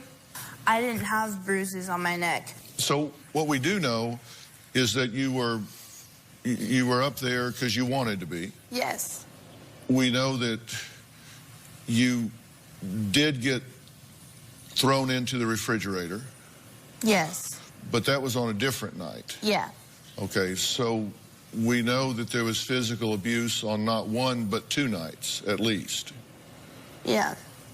And on the night that you called for help, you said that you got thrown against the wall and bent over sideways to the point that you thought you broke a rib. I never said I was thrown into a wall. I went to go lunge at the door, and he was standing in front of it, and he went to go move me out of the way, but instead he bent me in a weird way where it hurt my side, and I thought I broke a rib, but I didn't. So things got violent that night? Yeah. To the point that you thought you broke a rib? Yeah. Okay. And then you got punched in the arm. Why would you hit her in the arm? I don't know. I mean, I was, I guess, so mad that, you know, she had been on me all day, that day, about things. And I guess I just snapped, you know, and all I can say is it won't ever happen again, but that doesn't matter. Mm-hmm. How did you get bite marks on your arm? I had said something that he didn't like, and he grabbed my arm and he lightly bit me. It was enough to leave a mark, but not break the skin. Yeah. Why would you bite her? Why would you even think to bite her? I have no excuse for that.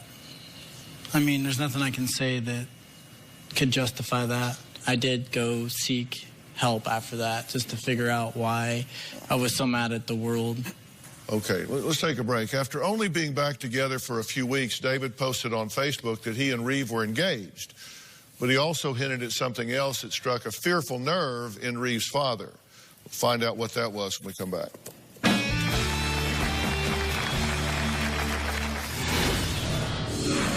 I do not need Kim's blessing to marry Reeve. I'm going to marry her either way. He's my soulmate and the only one for me. And later, her post did affect your business. Yeah, she called venues and told them I was some type of rapist, killer, That's actually not pedophile. true. I called one venue one time. David and I are trying to start a family. We're trying to have a baby. I want to be an adult. I want to feel like I can do my own things. I do not need Kim's blessing to marry Reeve. I'm going to marry her either way. He's my soulmate and the only one for me. I want to start a family with Reeve in the next year. My biggest fear is that she will have a child with David. We don't need any more Davids in the world, my God. Well, 20-year-old Reeve is engaged to 30-year-old David, and her family wants to call off the wedding before it's too late. Reeve's father, Kim, and sister Riley say that David has physically abused Reeve and is trying to control her and isolate her from the family. You two get violent in disagreements at times. In the past, sure. And you have been punched in the arm, been over to the point that you thought you broke a rib, bitten on the arm, and thrown against the refrigerator, and had marks on your body. Now, those are things that are not in dispute. If you were a father of a daughter and those facts were in evidence, would you feel any differently than this man does?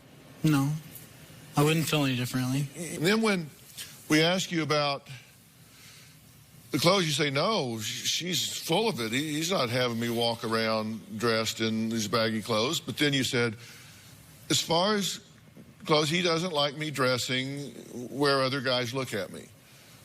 So you confirmed that. Right. And you said, as far as me eating, it's just hot Cheetos before dinner. Other than that, yeah. But you say he does, in fact, commentate on your wardrobe because he doesn't want you dressing in a way he would consider provocative with other guys. So that's confirmed. So those 6 things are confirmed. So the only thing in dispute is really whether you were choked and he controlled your phone. He never choked me, and he didn't control my phone. That's what I say. Those are the only 2 things that are in dispute. The other things are confirmed. You said you lied and you made it all up, but those 6 things are not lies. Those are not in dispute. Those are true. The 2 of you confirmed those. Yeah. So would anyone expect a family to be other than concerned? Well, of course not. Now, you said, I've gotten help. Tell me about your help. Well, I was up late one night and I saw like one of those, commercials. And basically you call and it's like a psychiatrist you talk to about all your problems. You tell them everything that's been bothering you for as far back as you can remember. And then you hear what they have to say back. And I did that for a while until I figured out what was really bothering me. And then I finally figured it out one day that, oh, that's why. Mm-hmm. What was the revelation? The revelation is that for probably like over 20 years, I didn't talk about my father's death. For over 3 years, I didn't talk about my buddy Gary's death. And these are things that changed my life dramatically. And I didn't talk about me and my brother not having a relationship. So it kind of just all hit me at once. Like, this is why I'm so angry, because I didn't have any of that in my life growing up. He was such a terrible person, he wouldn't be able to pass background check. You know what would show up on a background check? A police report filed by the person he allegedly abused. And later, he was mad about something, and I just kept it going. If I had stopped, that wouldn't have happened. That kind of logic will get you killed.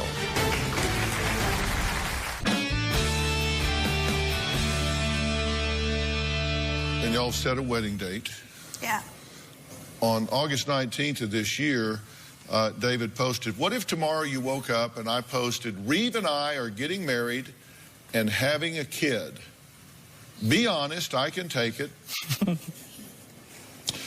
Were you expecting people to have... Who was that directed at? It was just, that's what I do. I just put up random stuff on Facebook. It's social media. Sure. Then on August 23rd, you said, our wedding date is June 23rd, 2016. Who's coming? So just kind of a statement. Hey, well, that's true. It was asking who's coming generally, out of friends and whatnot. Sure. And that's her 21st birthday, and that was her decision. I asked her, what day would you like? And that's what she said. So we stayed with that.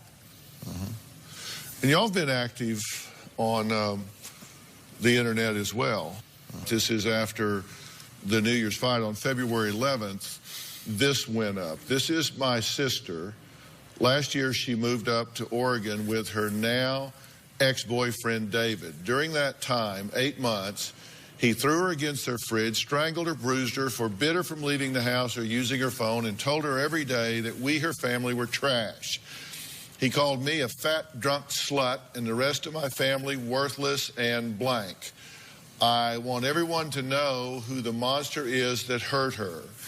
Please just be warned that he is a terrible person. The tattoo she got is a line from Demi Lovato's song that really resonated with her situation and got her through the hard parts right after she left David. And you're saying she posted, then you reposted, then she reposted your post. Yes. So she was very much part of this. Oh, absolutely. She was all for it. No. Yes, you were. Not. You knew all about it, RT. No. If I had known about it, I would have tried to stop it. Then there was another post that came back that was allegedly written by David's attorney on February 13th of 2015 that says, hello, this is David, attorney, and I'm asking you, YIU, to please stop slandering his name around town. This will be the last warning you get. Please keep his name and his company's name out of all social media and conversations. And then your response to that was, all right, let's get something straight here. Do you think we're idiots?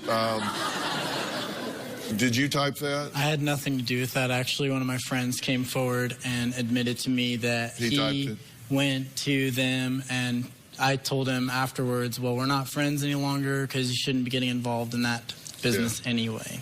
And you said that her post did affect your business. Yeah, of course it did. Shows canceled because people said, you know, what? Well, she called venues and told them I was some type of rapist, killer, That's actually not. pedophile. I called one venue one time, and all I told them was that you are not a person to be trusted.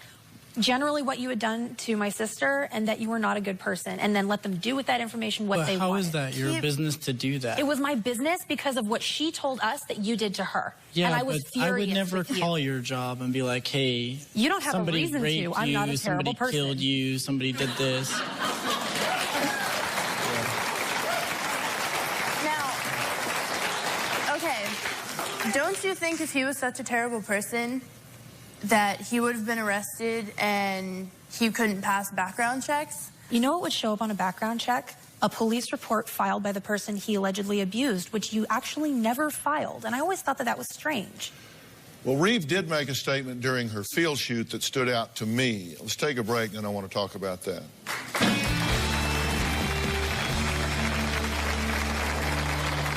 Tomorrow on an all-new Dr. Phil, a soldier dying of cancer. She married him for his life insurance money. I'm not that evil. You owe him the truth, and I want to know on his behalf, what the hell is the truth? That's tomorrow.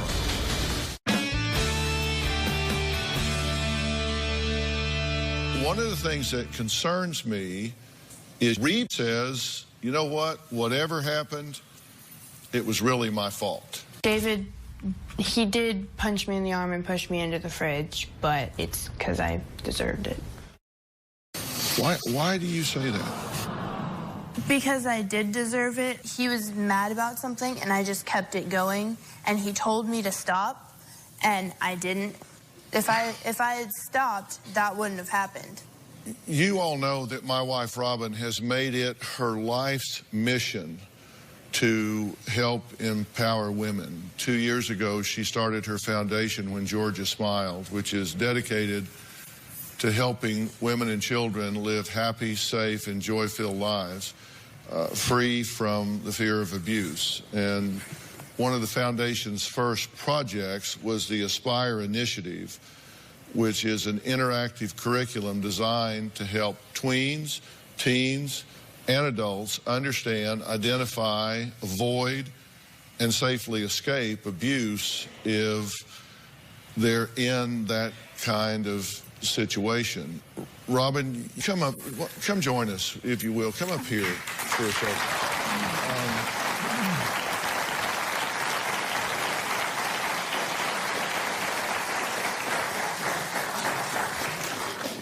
What do you think when you hear Reeve say that it's her fault? Saying that it was your fault, that you deserved it, big red flag. You never deserve to be hit. You never deserve to have someone put their hands on you. And that's one of the signs that you're convinced that you deserve it. Never. Number one on the list of the reasons that women stay is, it was my fault, I got him mad. He apologized, promised it won't happen again. It doesn't happen all the time. I know he loves me. I love him. We have a lot of great times. So you look at the top 5. It's like we recorded you. This isn't him programming you. This is what you're saying yourself. I'll talk to David in a minute. That kind of logic will get you killed. This has nothing to do with David. This has nothing to do with David. You have got to decide, as a woman, that there is no theory under which any man has the right to put his hands on you in anger for any reason at any time, no matter what.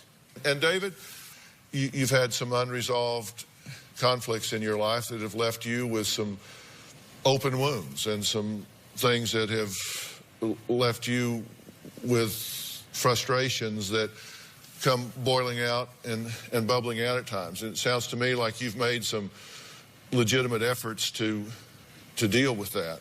And I'm going to offer you some real, no kidding, legitimate help to sit down with a professional and heal some of the wounds that you've been living with in your life that can take away the need to express yourself in that way.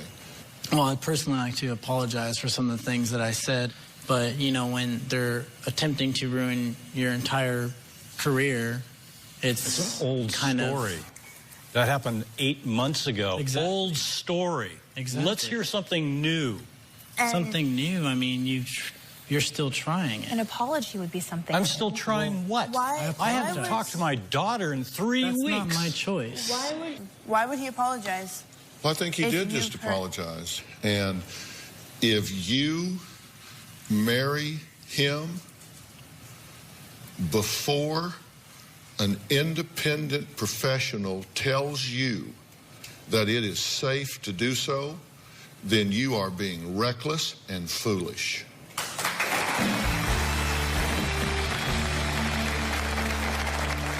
If you are going to be in the Los Angeles area and you would like free tickets, go to drphil.com and click on Be in the Audience. Or you can call 323-461-PHIL. That's 323-461-7445. Do you hear what I'm saying about the fact that you're not even almost ready to get married? Yeah. And I would say that whether it was David or not, you need to sort some things out within yourself. Yeah. And I have not demonized David here at all. I don't like what he did. I don't like the fact that this deteriorated to a physical altercation. And they want me to tell you that he's a no-good son of a bitch and throw him over a cliff. Yeah, they're trying to break us up. No, I understand. That's what they want me to do. But what they don't understand is that my doing that would do nothing but drive you two together quicker and faster than anything in the world. And I don't know David. What I know is I think he's making what efforts he knows to make, and I'm offering to get you some genuine help to complete that circle. Will you take it?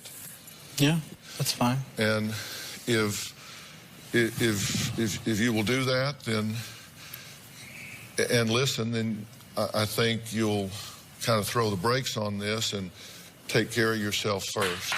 I also want to tell you all about another one of Robin's creations called the Aspire News app. This is very important. It uses a technology to assist women in abusive situations to call for help at the touch of a button. The app was recognized on Capitol Hill by the National Health Collaborative on Violence and Abuse as one of 2 apps last year most effective in the fight to end domestic violence. And the big news It's been downloaded now over 300,000 times in countries around the world. Now, the Aspire initiative includes free curriculum designed to educate audiences on domestic violence and how to get out of these things safely if need be. And you can find that on whengeorgiasmiled.org. Now, this app that we're talking about, the Aspire News app, you can pre-record a message or pre-type a message that if you get in a tough situation, by tapping a button on the phone 3 times, it goes out instantly, right? Yes, it goes to those pre-selected friends, family members, co-workers, and then starts recording what's happening in the room right then. It also has a GPS tracking device that tells them where you are. Without even doing anything that's noticeable, you just tap your phone 3 times, it sends a message to someone that you've pre-selected that says, I'm in trouble and I need help. It'll also call 911. They'll do anything you tell it to do ahead of time. It's free. You can go to iTunes or Google Play and download it, put it on your phone. It's disguised so nobody even knows what it is. So take a look at that. I want to thank all of my guests here today. We're going to work on this and we'll keep you guys posted. I really hope you take the help that we're offering and do this in the right way of it all.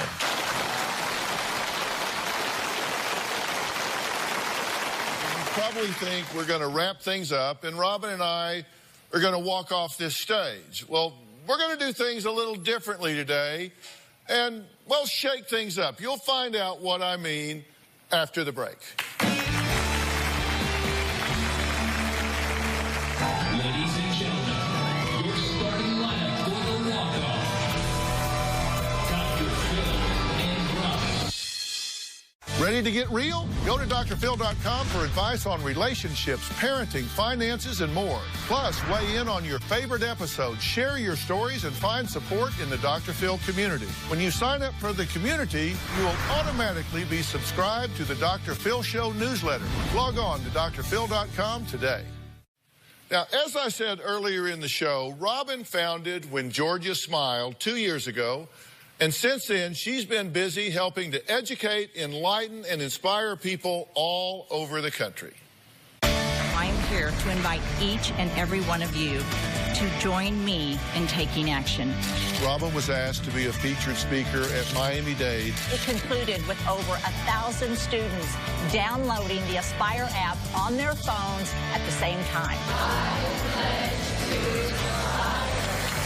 When Georgia Smiled has donated to organizations like Wings that helps women all over the country escape domestic violence. I would like to give Wings a donation of $10,000. And Laura's House, an emergency shelter for women and families affected by abuse. It is my honor to present a grant for $50,000 to Laura's House. Last year, Robin and her foundation hosted a groundbreaking domestic violence summit. And When Georgia Smiled continues to lend its support with Robin teaming up with the Home Depot to surprise the Genesee Center, the oldest domestic violence intervention program in Los Angeles, with a complete renovation. We got right to work. All right, so we're just going to spread it around. Without you, it would not have happened. Thank you, Robin.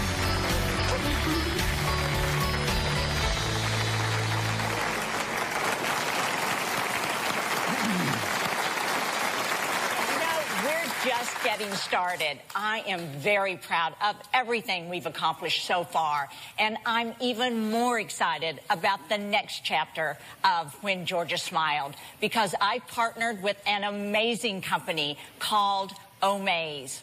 What I love about this organization is that people can help their favorite charities with as little as a $10 donation and the click of the button. It's really great. Fans can donate and also win some really cool experiences, like having John Legend sing at your wedding or private event, meeting Pitch Perfect's Anna Kendrick at Hollywood premieres, or hitting the red carpet with Channing Tatum. But now there's one new star on the Omaze team, my wife, Robin. So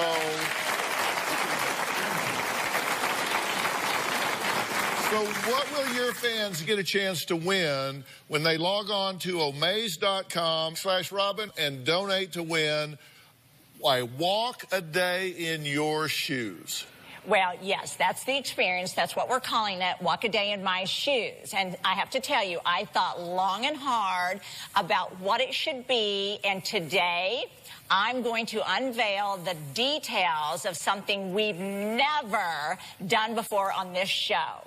It's a really big deal, so big, in fact, that it will make history. Now, I already know the details of the experience, but tell everybody how you came up with the idea. Okay, my experience was inspired by something that over the last 14 years has become a signature element of the Dr. Phil show. The walk-off that we do at the end of every show. I'll never forget the first time we walked off this stage together. It just happened naturally at the end of the first show.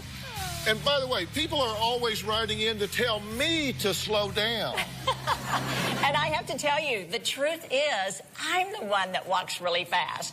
And I have to tell everyone, it's not him, it's me. Thank you. And I have to say, I did the math, and we have walked off the show about 2,305 times. Wow. And I decided that it was time to invite someone to join us for a once-in-a-lifetime dream experience in Hollywood that includes joining the two of us for the signature walk-off. Phyllis and I even came up with a few new ideas to shake things up. We like to have fun, so we thought, history making, one fan, let's do something fun. So take a look at this.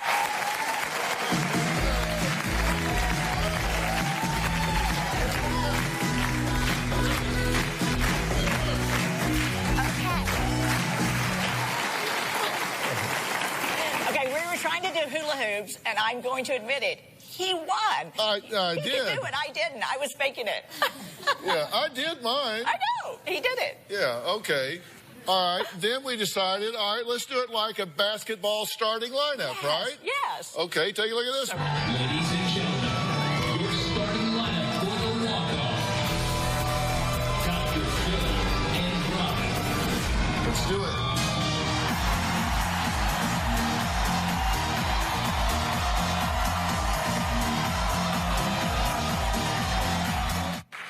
So cute.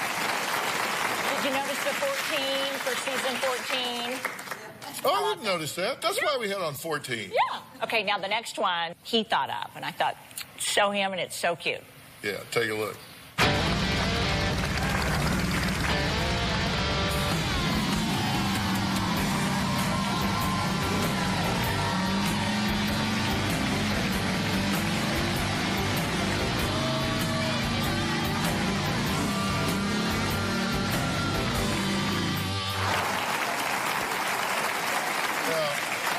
I can get into leaving that way every day. I love motorcycles. He does. I can't ride them anymore. They think, you don't want to get falling off of them. Oh, that would scare me to death. Yeah, No. I know. Well, look, that was all fun, but the walk-a-day in Robin Shoes experience is more than just a history-making walk-off with us, right? That's right. And I'm rolling out the red carpet for the winner and a guest.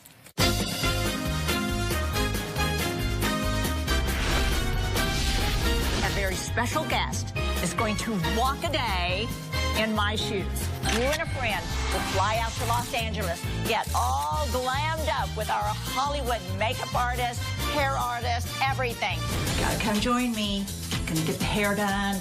Gonna get your makeup done. We're gonna have a ball.